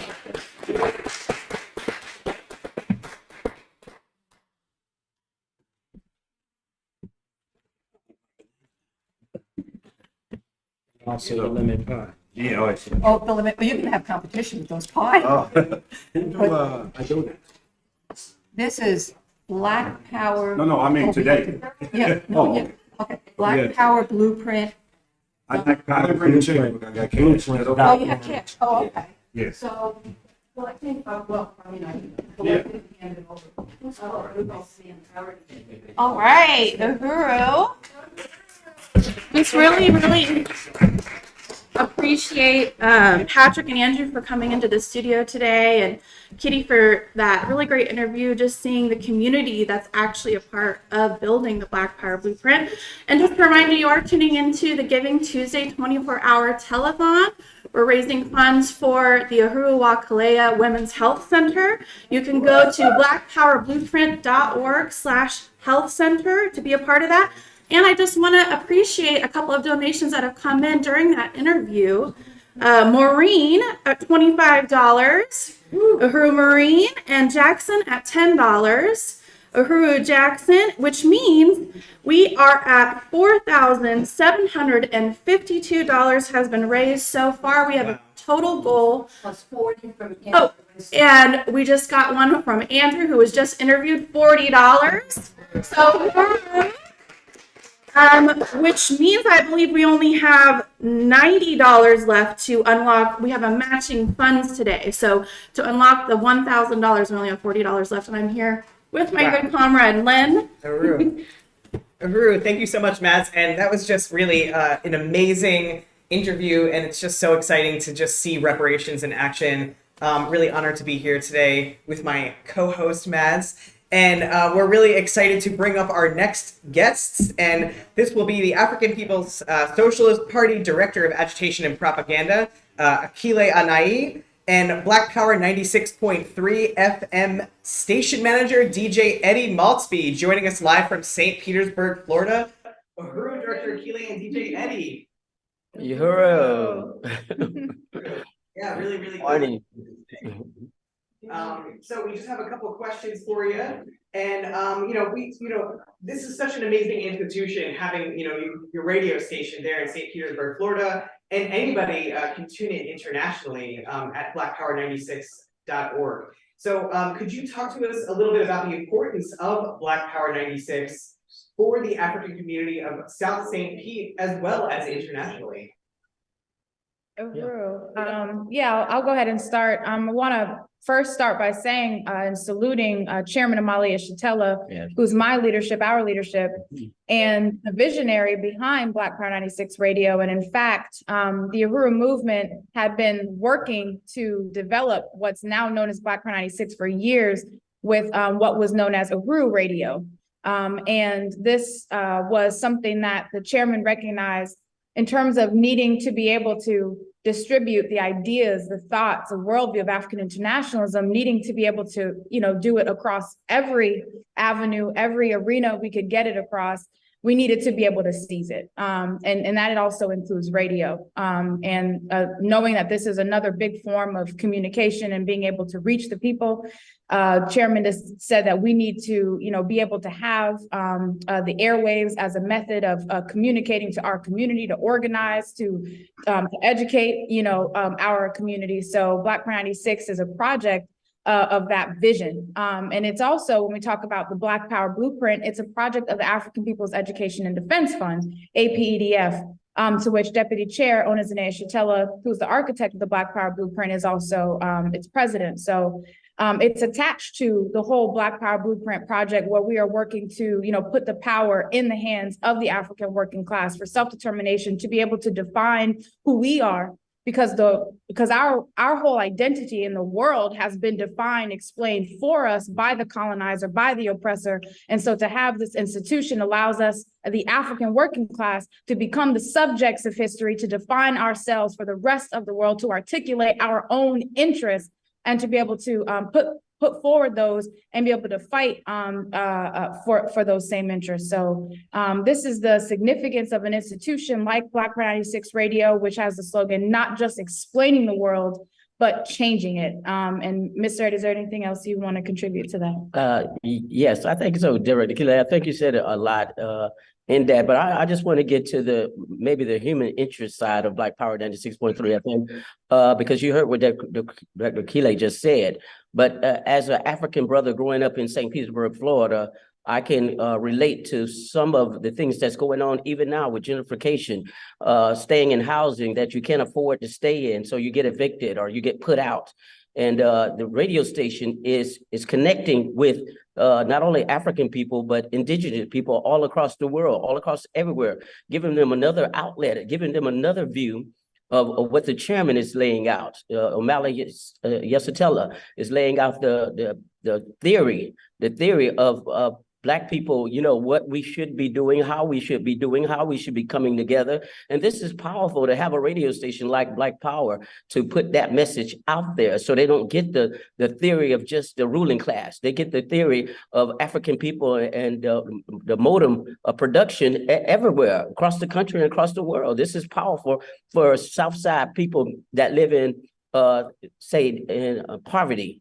They don't have a radio station that they can turn on and listen to find out what's going on in their real world, in their real life, what is really happening to them. When COVID-19 hit, it wasn't a thing. Africans didn't know how to go about doing certain things, and we have to have the theory. And this radio station is a part of that, reaching down deep into the into the African people's nation, the African people, about us. This is what this radio station is about, looking out for people that are not being looked out for, looking out for people that are being overlooked. This is the power of the Black Power 96.3 FM radio station. Uhuru, correct? Yes, thank you so much for those comments. It is really powerful, African people controlling the narrative and connecting around the world is really amazing. I just wanted to ask DJ Eddie, how did you become affiliated with the Black Power 96? Oh, wow, that's a good question. Many of people might have saw me before, younger days. I was singing downtown. I sung downtown for 35 years. And one day I said, I'm getting a little older and there has to be something else in my life for me to do. And I heard about this radio station called Black Power. So I said, oh, maybe I could be a DJ, because that was in the back of my mind and heart. I think I could DJ a little bit. So I came to the station, I heard about it and filled out an application. And I want to thank Deputy Chair Ona Zene, because she thought enough of me to say, we'll give you a chance. Because there were places that I would go would say, you're blind, how could you do this? How could you? I said, well, give me a chance. And I want to thank the chairman, Omala Yusatella, deputy chair, for giving a regular person, believe me, I'm a regular person, sitting on the streets of McCory's, in front of McCory's, just playing my heart out, and didn't have anything else to do, and came here and they gave a regular guy. This is a great institution, a regular person, first of all, blind, I cannot see at all. So just to say, come on, you're welcome. You're African, you're welcome. You have a right, you have a reason to be here. And let me be a DJ. And I started DJing, and then a year and a half or so later, Deputy Chair Onisene came to and sat next to me, like Director Kulea said, and says, listen, we want you to be the assistant manager. And in my whole hearts of heart, I would say, oh, wow, great. I can't believe this. This is like a miracle to me. Blind, can't see, have little education. I mean, I come from a Parvish family, and now I'm a assistant manager of a radio station. And I started doing things and creating stuff and just thinking, what should I do? And just all in for this station. And then came back and they said, no, we don't want you to be assistant manager. We want you to be manager. A little poor fellow from living what they call a ghetto, living poorly. I can remember waking up as a little child and going to the refrigerator and looking for something to eat, and there was nothing there. But I'm a little child. I go back and sit on the sofa and watch television or listen to it because I was blind, and then go back to the refrigerator and look and feel around. There's nothing else. There's nothing, thinking that there was something going to change in that refrigerator, but it wasn't. But I was given an opportunity to advance the attachment, what Omala Yusatella has laid out, and I really appreciate it. And that's how I kind of got with Black Power. And I just want to say thank you to the chairman, thank you to the Uhuru movement for 50 years of relentless. And this is a product. I am a product that what can happen through the power of not only radio, but through this movement. Wow, thank you so much. And so just a question for both of you. Could you just talk a little bit about some of the programs that people can hear when they tune into Black Power 96? Uhuru. Well, we have, as we've talked about this institution being a really important opportunity to the African community. I mean, one thing is we, make it a point that our station is going to be totally different, and that it's not going to play degrading lyrics or content that, undermines or slanders any aspect of the African nation outside of the African petty bourgeoisie. But, so the content is created and is intentional to uplift and put forward, again, the dreams, aspirations, and the objectives of the African working class. And so these programs include Omali Taught Me Sunday Studies, which features Chairman Omali Yusatella live, Political Power Hour. So it plays speeches, historical speeches, and presentations by the chairman and other African leaders throughout history. We have an incredible gospel programming throughout the station. And to know this city, St. Petersburg, Florida, Southside St. Pete, is a huge gospel city. So it reaches the African working class through its gospel programming, which DJ Eddie is an incredible spearhead of. And also going back to the whole question of opening up opportunities for our community, there's a program called Local Going Global. And it is really an unprecedented type of program, which is the brainchild of station manager Eddie Maltzby, who said, we want to open up our airwaves to local artists, unsigned artists, those forces who do not have major record label deals or anything like that. But because that talent and that genius exists within our community and is constantly robbed from our community, Yes. Black Power 96 is going to be the vehicle in which that talent can grow, can flourish, and they can receive, the kinds of attention it is that they deserve for the talent that they produce. So this local going global program is opened up to the whole African world for these artists, these culture workers that we've seen on this program today to be able to be highlighted, through our airwaves. So that's just a couple of things, I can say about the programming for Black Power 96 Radio. Yes. Yes. Oh, yeah. The radio station has a numerous of opportunities for everybody. I mean, we talk about the local people and the people just coming in off the streets, and you can knock on the door and get training to learn how to run a board. And myself, I can train them. Somebody that can't even see, I can train them everything on that board to say, this is how you can do it. You don't have to go to a college institution and spend thousands of dollars trying to get accepted, trying to be accepted. You can knock on the Black Power radio station door and say, I want to come and volunteer and train and learn and teach, and I'll do that. This is the power this institution has to take people off the streets and do it. And of course, we have White Lives Shattered, Reparations in Action. They come on Fridays, and what a wonderful show. I was just listening to it today, and powerful, just profound stuff that Jamie, Jesse, and Penny Hess are all involved of. One of my favorite shows. And of course, again, there's many, and Director Kulea just said, the local going global. People are sending their music in from every part of this country to this station. I call it the little big station because that's what it is. It's big and huge across the country because what we are doing and what we are able to put out in the world. Yeah, such a local and global, powerful program of the Uhuru movement. Director Kulea, I know you touched on this a little bit in the first question, but I just want to ask, why is the Black Power 96 so important in the war of ideas and the Uhuru movement's work to promote revolutionary African working class culture? Well, I think that one, the chairman, has taught us that everybody is born with a worldview, regardless of if you know how to define it, what you believe in. The fact is you're born with one.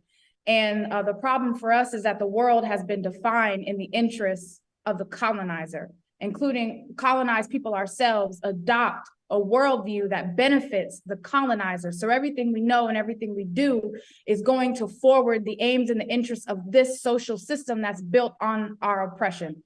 So we have to have these institutions, these vehicles that allow us to not just challenge these ideas, but to introduce new ones and introduce a worldview that actually puts us on the trajectory of fighting for what's genuinely in our interests, which is to destroy this colonial system. And so in question, the war of ideas is being waged on you, whether you can identify it or not, whether you can see it, it's happening to you, this war of ideas. And how you understand the world, how you understand yourself and what it is that you will do, your destiny, all these things are defined by this worldview.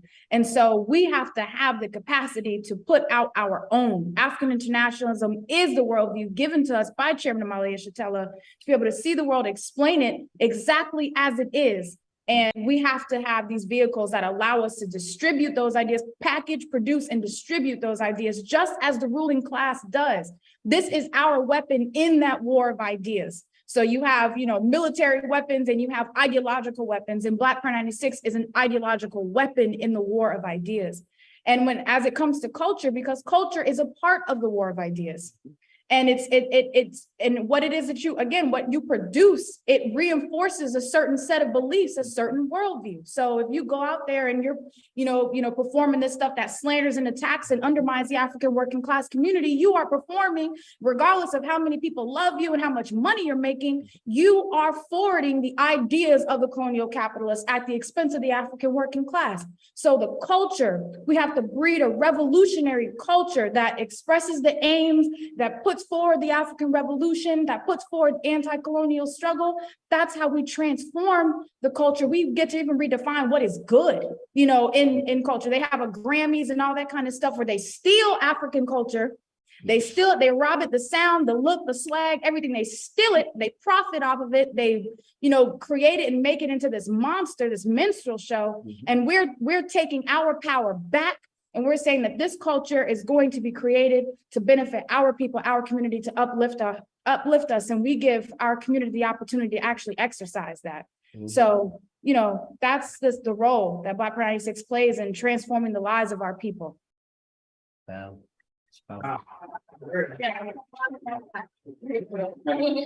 That's really, really powerful, and it's such a powerful institution.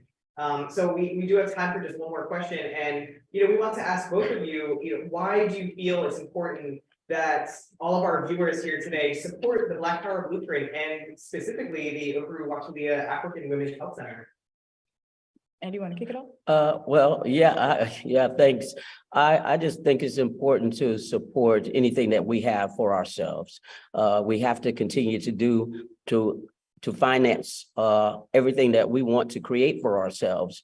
And just like I said earlier, for the little man, for the person as myself, even though I don't consider myself to be a little man, I consider myself to be a huge man, because what I'm doing for my African nation. And this is the importance of donating, because you can have what we need for ourselves. And as for the women doula program, what a beautiful and great idea, because it starts with women. Life starts with women. Kids are born through women. So you have to do something and very important for the women, and donating to this movement and to the African People's Education Defense Fund is what other place would you want to put money into as an African or a Black person, or even for reparations. This is a great place to start reparations. If you are from the European, wherever you are, but you realize, I think, and I don't make no qualms about it. I think Jesse, Jamie, Miss Kitty, all of you all that are doing the work under the African People's Education and Defense Fund, under the African People's Education, the African Party, you guys have been in solidarity. And every time I hear you, I just want to salute you and thank you and say thank you. You are doing the right thing. And that's what the United States says all the time: justice and liberty for all. That's a joke. It's a joke. And I want to thank you guys for realizing what you do realize, the theory, the African theory, the nation who has been suppressed. And over there, that's why it's important to donate. And speaking of donate, I'm going to go ahead and pledge $50 of myself. And I just want to say thank you so very much for the continued work that you do. Uhuru. Yeah, I'll just close out by just expressing my deep, profound support for the Black Power Blueprint Project, which is the theory in practice. It is, how we've existed for 50 years as organization led by the chairman. And, we've talked about putting political, economic power in the hands of the African working class. And that's exactly what the Black Power Blueprint does. So it has taken the theory of African internationalism and put it out in the real world. And I think that people should support the Black Power Blueprint for one, because of the fact that it puts power, political and economic power, in the hands of the African working class, that it allows the African community to forward the aims of self-determination. And that's reason in itself to donate or to pay reparations to these institutions. But the Black Power Blueprint constantly produces what it says it will produce. And we've watched, videos and seen clips and things like that about the extent of this project and everything that it has created, including an institution like Black Power 96 Radio. And so to continue on that trajectory, I think it's important for people to donate to Black Power 96 and to the African Women's Health Center to make this a reality in the African community, where the statistics have already been stated. The statistics that reveal genocide is happening against the African community and what's happening to African women in North St. Louis and throughout the world. And as an African woman myself, recognize the significance of an institution like this that will be in the possession of the African community. So I think that everybody should donate to blackpowerblueprint.org and pave the way for this Uhuru Kulea Women's Health Center. Yes. Uhuru. Wow, thank you so much. Thank you so much. Thank you, DJ Eddie and Director Kulea. And don't forget to tune into Black Power 96 FM at blackpower96.org. And we just want to quickly thank some of our donors, Comrade Mwezi with $50, Uhuru Mwezi, and Patrick with $40. Thank you, Patrick. That was from and BJ Boys Construction, $250. Wow, that's amazing. So the first $1,000 of our matching fund has been unlocked, and we also want to salute. Yeah, amazing.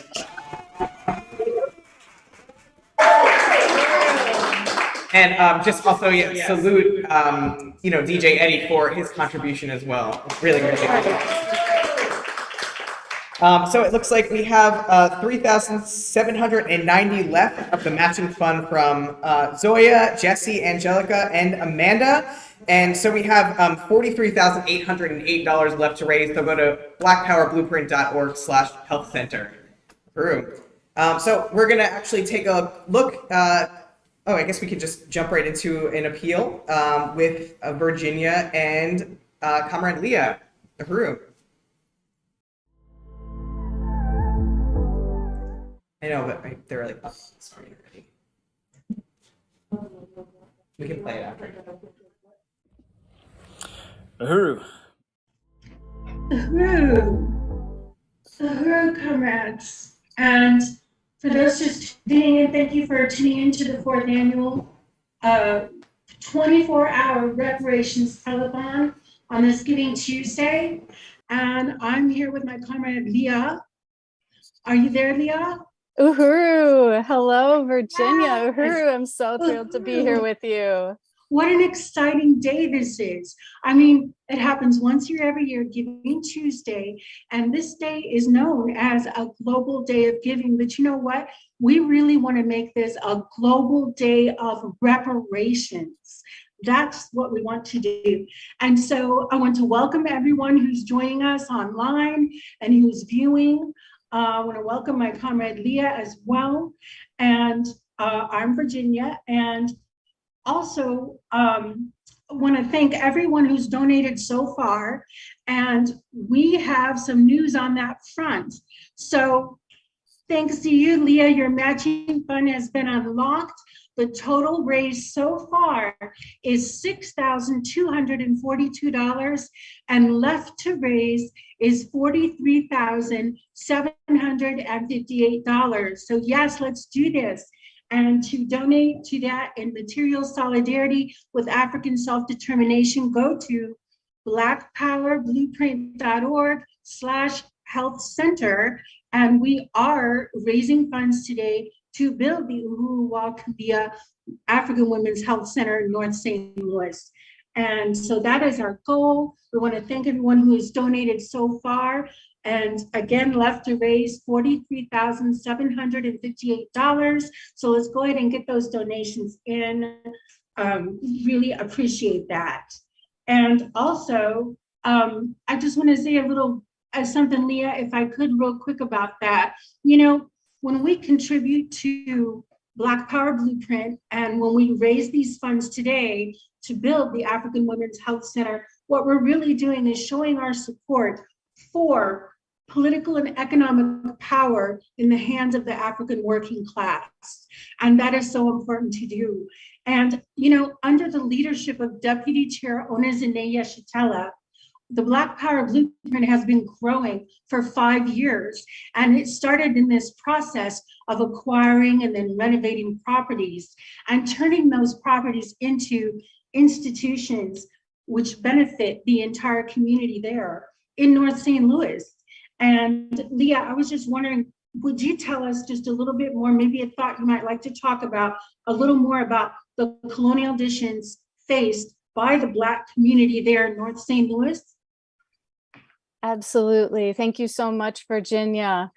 I really want to just express how thrilled I am to be here with everyone today, everybody that's watching. And I want to first and foremost really say that we all need to go to blackpowerblueprint.org/health center and donate what we can right now for these really revolutionary anti-colonial programs of the Black Power Blueprint, specifically the Uhuru wa Kulea African Women's Health Center. So just looking at some of the really brutal colonial statistics that African people face today, in the US, an African woman is 22% more likely to die from heart disease than a white woman.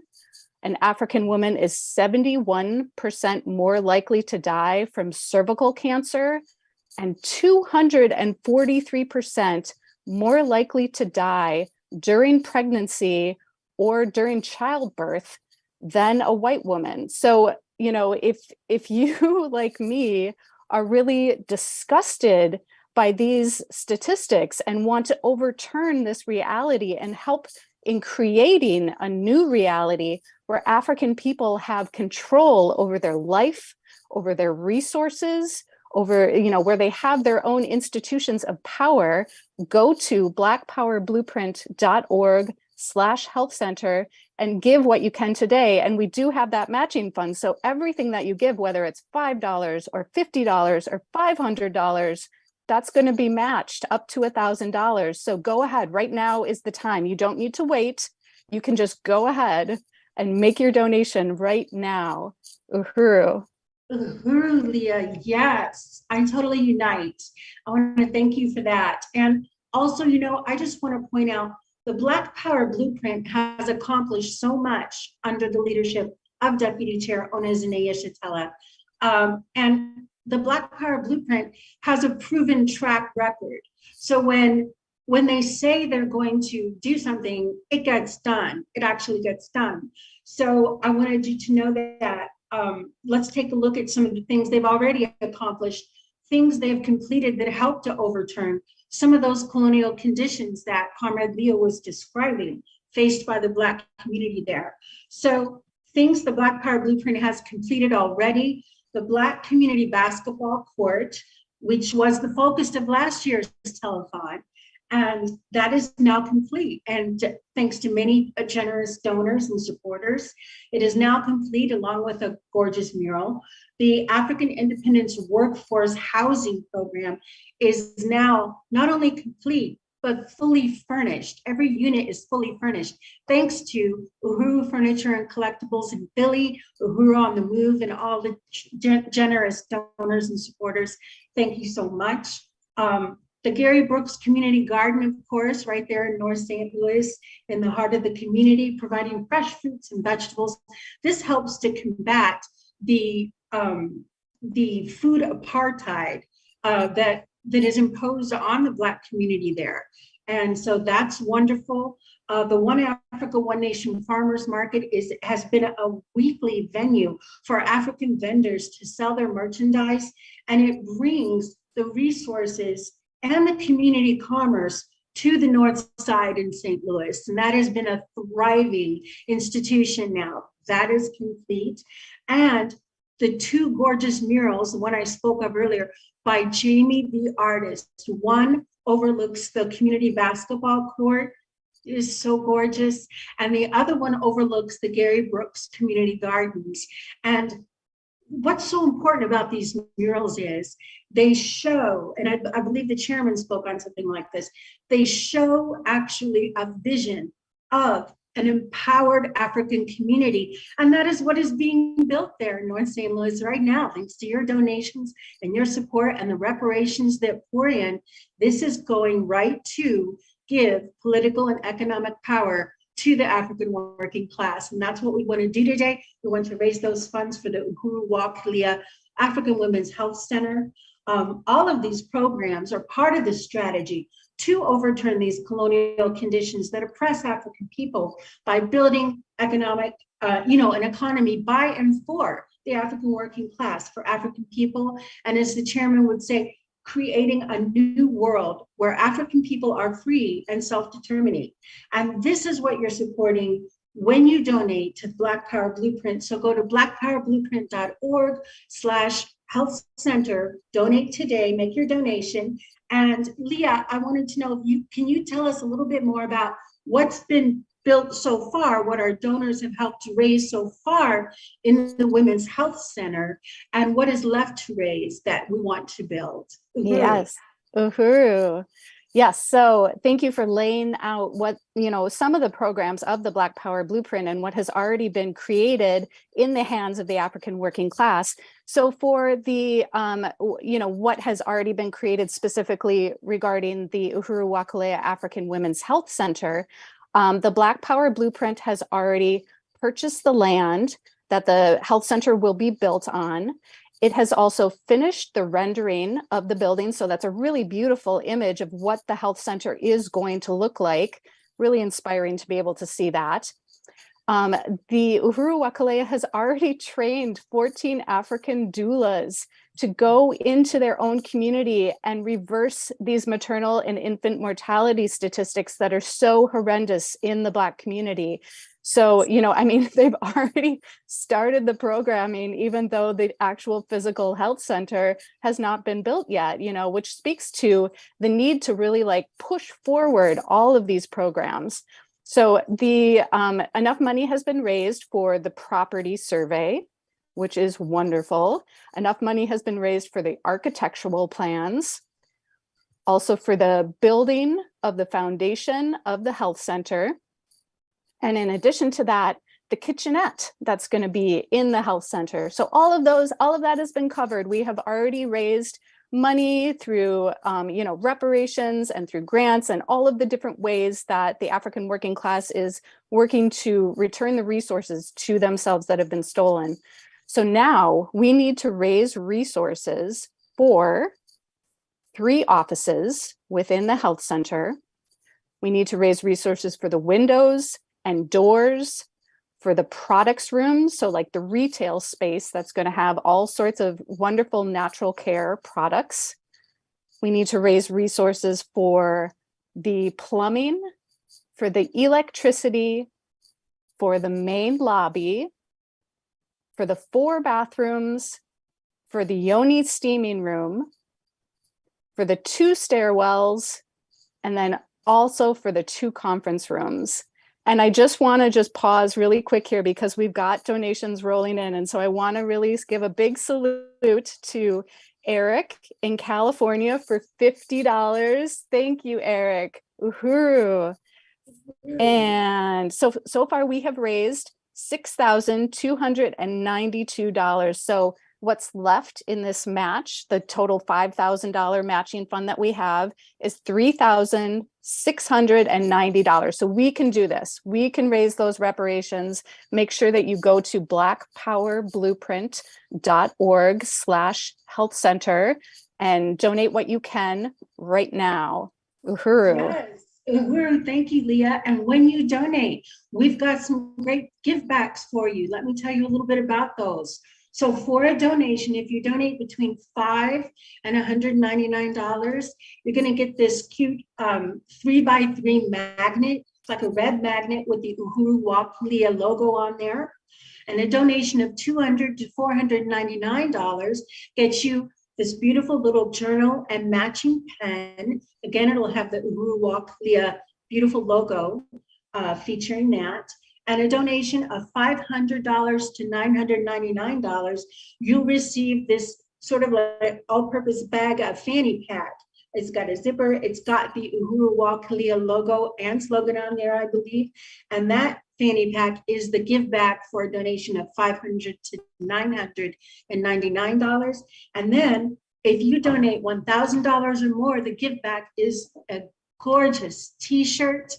It's got the Uhuru wa Kulea logo on it, a beautiful t-shirt for $1,000 donation or more. And those are some of the give backs. Leah, can you tell us again how to donate? Yes, so you can go to blackpowerblueprint.org/health center and send in your donation. There are other ways besides, going online to make your donation. If you're old school like me and you want to send in a check, you can absolutely do that.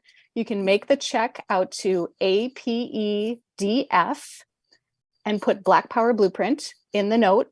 And you can mail that check to 4101 West Florissant Avenue, St. Louis, Missouri, 63115. You know, if you are going online and you want to donate anonymously, you can totally do that. Just click the little, anonymous button. You can also donate through a donor advised fund. In order to do that, just get in touch with us at info@reparationslegacy.org for more information. And Virginia, if I could just share like one more thing before we close out here. I really want, I've been watching since the telethon started at 7 a.m. my time. So I just wanted to reiterate something that Chair Tafari from Occupy Tanzania had said about how the Black Power Blueprint is establishing the foundation for a liberated anti-colonial African economy that works to serve the interests of the Black working class, and how as a white person, that is such an inspiring thing to be a part of.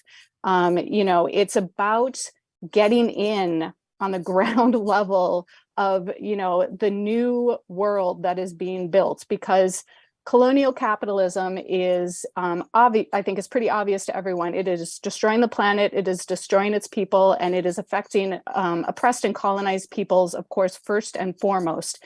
So we as white people, if we want to envision a new world, and if we want to move forward in helping to create that new world, we need to be working under the leadership of oppressed and colonized peoples, under the leadership of the African working class, and we need to be supporting, a new type of economy which is not based on oppression, exploitation, and extraction.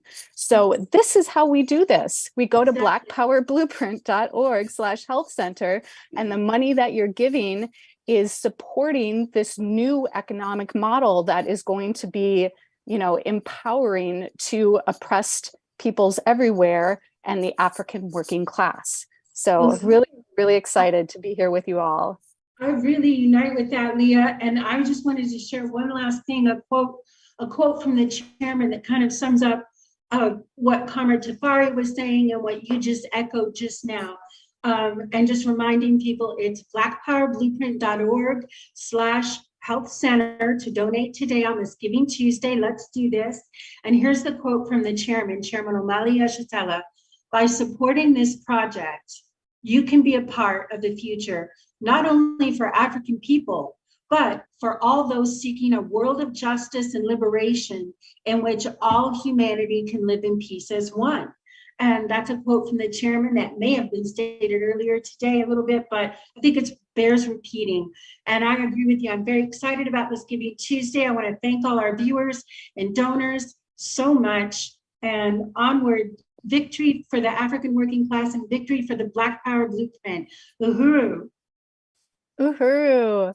So right now we are going to go to a video statement from Comrade Brendan. And then we're going to turn it back over to St. Louis. Uhuru. Uhuru. My name is Brendan McCoy, and I am a member of the Uhuru Solidarity Movement. One thing that got me to become a member of the Uhuru Solidarity Movement was the opportunity to support things like the Black Power Blueprint. As the chairman says, the North St. Louis is a power desert, not a food desert or anything else. And the Uhuru Kulea African Women's Health Center helps remedy that by giving the community the power to care for their own health.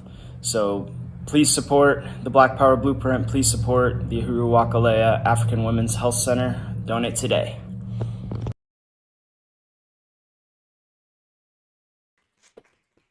Uhuru. Wow. Thank you so much, Virginia and Leah, and a really awesome statement from Brendan. Really appreciate that. Now more than ever, it's important that we support the Uhuru Kulea African Women's Health Center at blackpowerblueprint.org/health center. And, the state is constantly trying to destroy African families and lives. And, brought back Chair Jesse here to talk about a state-sanctioned murder that is supposed to take place today. And we're here to just, talk a little bit about that.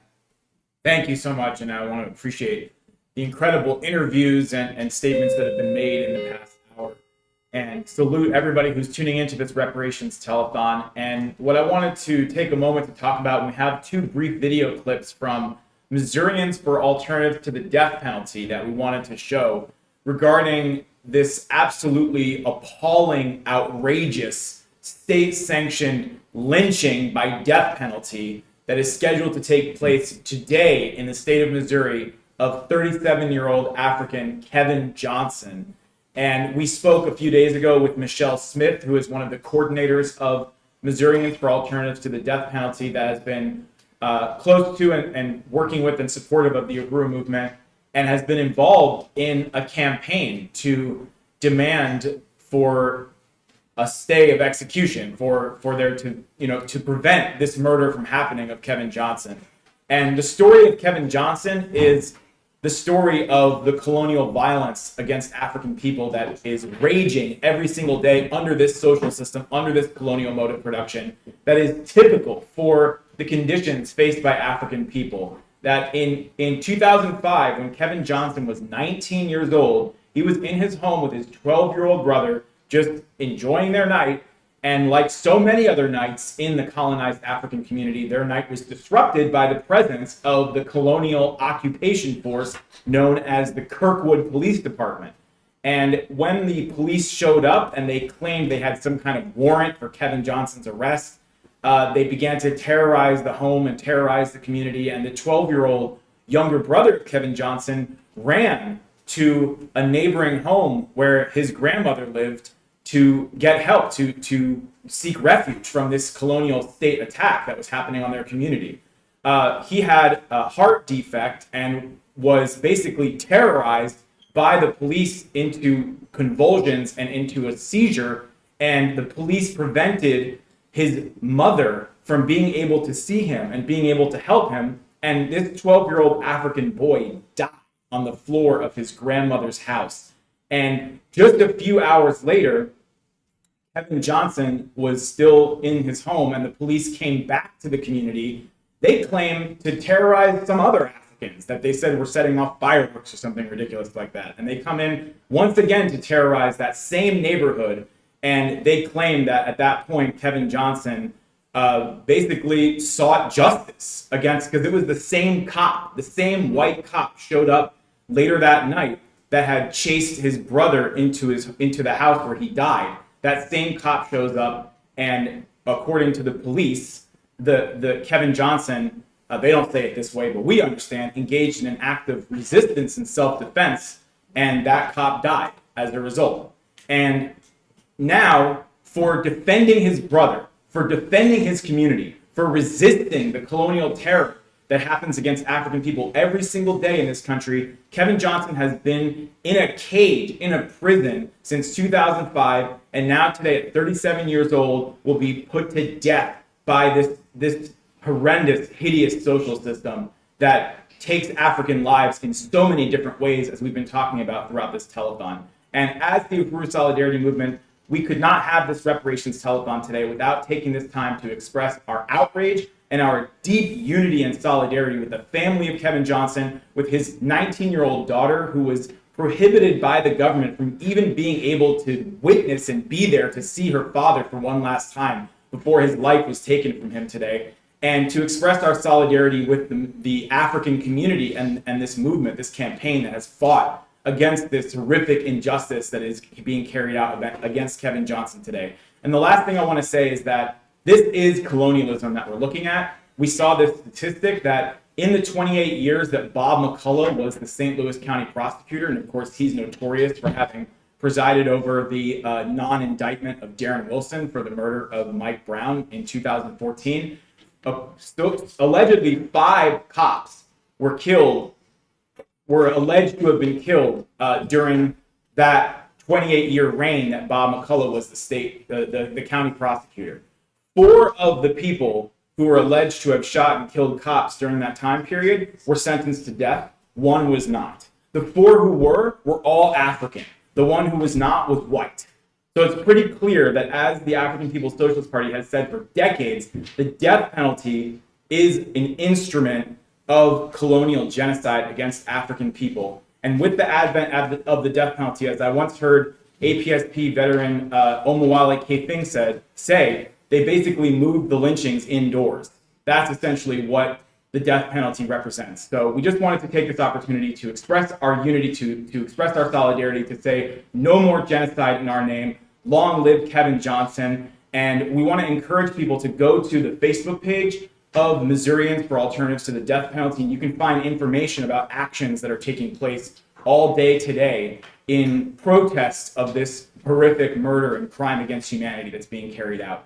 So with that, we wanted to just show 2 brief videos produced by the MADP regarding the case of Kevin Johnson. Uhuru. Kevin Johnson is on death row. He has less than 30 days to live. On November 29th, the state of Missouri will murder Kevin. I never had any dealings with Kevin as a violent person, nor did I know of any kind of history with violence or reported violence. Kevin was not a problem in the community. I really didn't have any delinquency issues with him. At the age of 19, after a childhood filled with violence, trauma, and abuse, Kevin suffered the ultimate loss, the sudden and tragic death of his beloved younger brother, Bam Bam.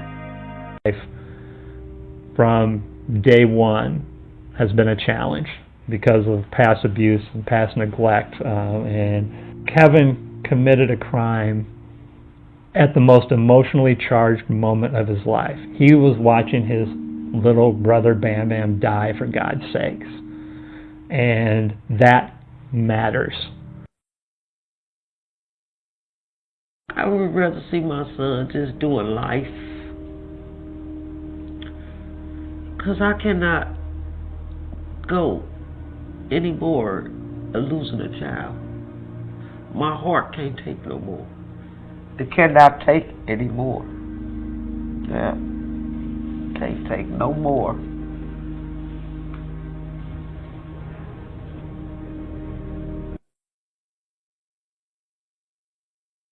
It's Corianza Ramey, and Kevin is my dad. He's like a normal parent who wants their kid to succeed. Probably once or twice a week, I talk to my dad. He always tells me to do my best, and just regular stuff that like fathers and daughters talk about. Just what's going on in my life with how he's feeling, how I'm feeling, what steps am I taking to do more in my life. My dad was very excited when I graduated, especially since I graduated early. And even though he's been away in prison, he's been more supportive in my life than most of my friends' fathers that are out in the regular world living and have their freedom. He tries to send me stuff for like scholarships or like people who I can get in contact with to help me further my career in the nursing field that I want to do. And he's always been there. So he does way more than what most people would feel like they would be able to do behind bars. Uhuru. So again, we want to reiterate our unity with the African community and the campaign, the movement that has risen up in response to this vicious murder. And want to thank Representative Columbine and Danette, who has been in close communication with Michelle Smith and the Missourians for Alternatives to the Death Penalty, who has sent us this message from Michelle Smith, who says that they are in Jefferson City today for the action and will be at the prison at approximately 5 p.m. And if you're in that area, they can use people, they need bodies out there to stand with the community against this lynching, this horrific murder. So we want to encourage people once again to go to Missourians for Alternatives to the Death Penalty on Facebook to get more information. And this is why we say that colonialism has to go and there must be reparations to African people. Uhuru. Uhuru, I just really appreciate you, Jesse, for bringing this really critical situation to all of us who are tuning in. to the telethon today. You know, this is not something that us in the white community experiences. So it's really important that that this story was told. And you know, the colonial state is just constantly attacking the right of Africans to live, disrupting their families. You know, whether it's the death penalty, or infant and mortality rates, or by stealing children through the foster care system. True. Yeah. And, you know, this is all part of the colonial mode of production, and it has to be destroyed. It has to be stopped. And with that, I would like to welcome up our next guests who are actively working to dismantle these parasitic colonial systems. Uhuru Comrade Amanda Wallace is joining us on Zoom here. And then we have Comrade Rage with the African National Women's Organization. Uhuru. Thank you so much for being here today. And thank you so much, Amanda, for joining us as well. Would you both be able to tell us a little bit about yourselves and how you got involved with the work to stop CPS? Yeah. Go first, Amanda. All right, of course. Well, first I want to acknowledge my leadership, which is Omali Yeshatela, Chairman Omali Yeshatela, and also Deputy Chair Ona Zanea Yeshatela, for, you know, architect of this Black Power blueprint, right, of why we are here today, because we have to raise money so that we can stop the state-sanctioned kidnapping of our children. And I came to this work differently than most. I was in this system as a child protective service investigator. I was a part of the state. And what I say is I was a silent enforcer. You know, I have taken children into custody, and that is a battle that I have to deal with now, knowing what I know about this system, right? So I was going to homes, what we'll talk about, which is bad. People showing up at people's homes, taking their children. So when I say that when I came to this work, I was a silent enforcer in this system. And now, as launching Operation Stop CPS is to be a solution to this problem. How do we now take the knowledge of the system on the inside, all of the inner workings of the system, the reason why children or how the system thinks, and how do we give it to families? That is how I have come from this work, and now have walked into my purpose of taking down this system, this colonial mode of production, the mode of production that sees our children as simply a dollar sign, and we have to take control back of our children so that we can protect them. Uhuru.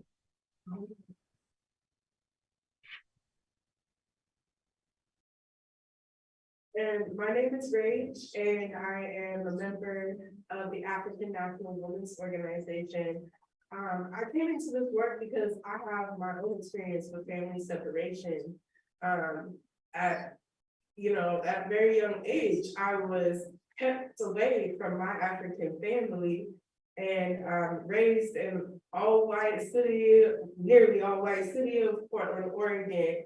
And that experience is really what drove me to this work. The desire to be with your family and not having access to them is something that all of these children who are forcibly put into the child welfare system experience.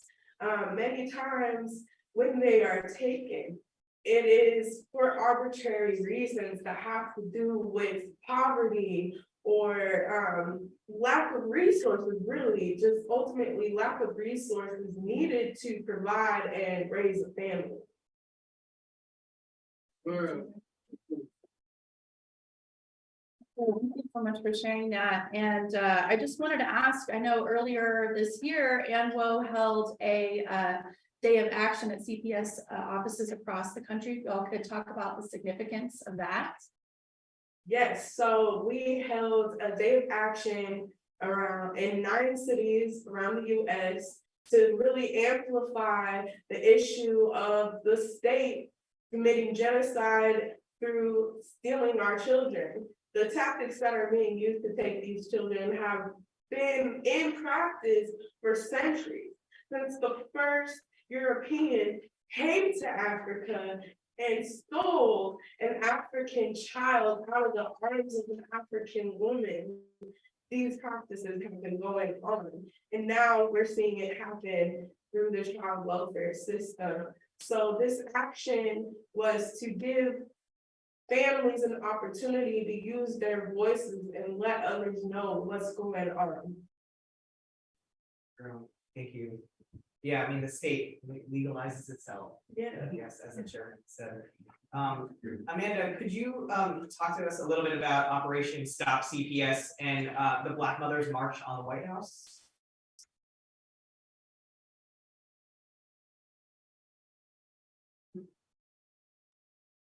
Hey, there we go. I was trying to unmute myself. Yeah, so Operation Stop CPS is knowledge plus action equals power, right? Like I said, it's taking the information that we know about the system and giving it to individual families that are fighting to regain custody of their children. And so as we're talking about the National Day of Action, it was families coming together to explain that they are not going to fight in silence alone. They are not going to continue to be muted in courtrooms. And so the Black Mothers March is the vision of Black women, African women leading this charge to take down this colonial system, right? And so on May 14th of 2023, we are going back, right? We are going back to Washington, D.C. We went in 2022, and it was amazing to just see all of these powerful mothers and organizations coming together to say enough is enough. Right? Because we have to be the ones to say enough is enough. This system is never going to say enough is enough. And so again, the Black Mothers March on the White House happening on May 14th, 2023 is again our direct action to say we are coming together. And it's organized by some amazing organizations, of course, the African National Women's Organization, Operation Stop CPS, the Up In Movement, Dorsey Legal Group, all of these organizations coming together to say that we won't take it anymore. And our children are our children, and you can't keep coming into our communities. We won't allow it any longer. And so I hope everybody, I hope to see everybody out there this next year so that we can speak truth to power.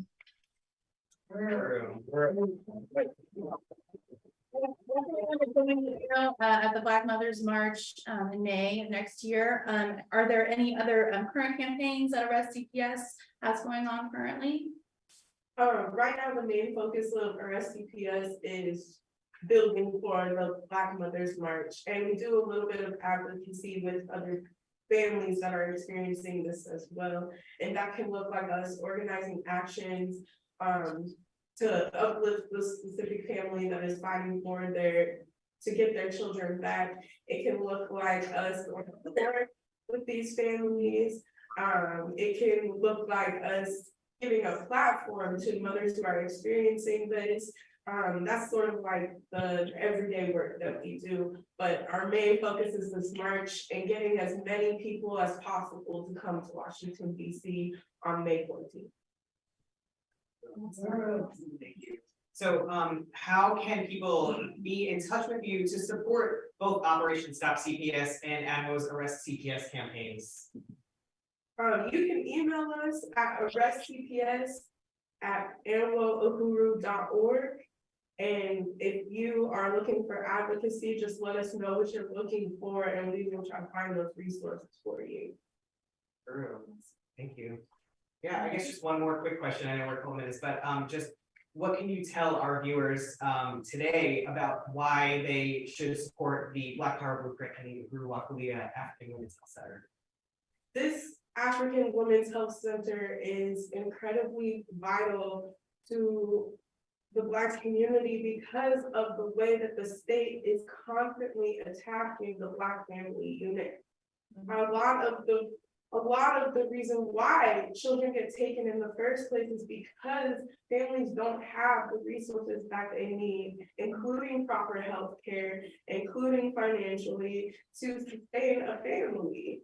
And we've seen the state attacking Africans in general, but they specifically target African women because of our ability to reproduce life for the African nation. The taking of our children prevents us from building as a nation. So it's a very strategic tactic. It's a counterinsurgency against the African nation. And building this women's health center is the key to giving power back to African women.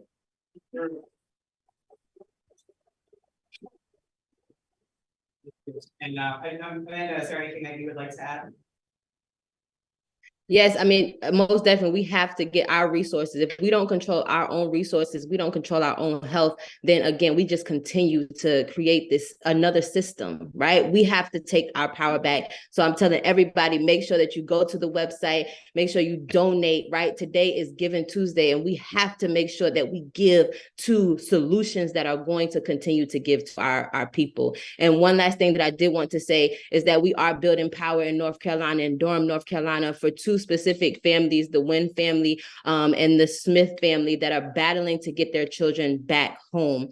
They have upcoming court dates, December 5th and 6th for the Wynn family and December 15th for the Smith family. And so if you are in North Carolina, if you are watching from North Carolina, please go to our website and come out, because we have to show our people power as well, so that we can fight to get our children back. Because when we think about our future, our children are our future, right? Our children are our future. And if we don't protect them, then what are we protecting?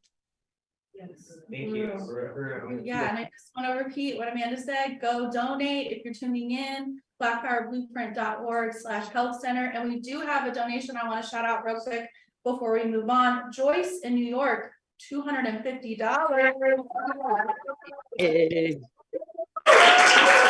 Which means we have raised today $6,542. We have a matching fund of $5,000 to unlock, and we're almost there. We have left $3,440 to match that. So go ahead and put that in. And for the whole day, $50,000, which we're at left to raise is $43,458. Awesome. So we're doing it. Appreciate all that significant work that you're doing. So we next want to show a video of Deputy Chair Ona Zene-Yeshitela, and she will be talking. Oh, okay, never mind. We're going to skip that for now, and we're going to go right into an appeal pitch with Mads. An appeal video. Yeah, let's take a look at the video real quick.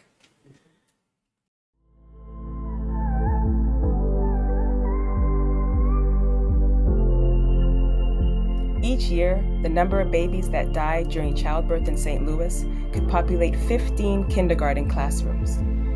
The Black community in St. Louis suffers from an infant mortality rate 3.3 times that of white people. In a city that is home to some of the best medical care in the country, African women are denied access to prenatal and postnatal care. There is nothing natural about this. These are symptoms of an unjust colonial system. Our power and our self-determination have been taken from us. But we are fighting to take back the power over our own communities and resources and the futures of our children. The Uhuru wa Kulea African Women's Health Center is the latest initiative of the Black Power Blueprint, a comprehensive neighborhood revitalization project that is transforming North St. Louis through renovation, self-sustaining economic development, and political power by and for the Black community.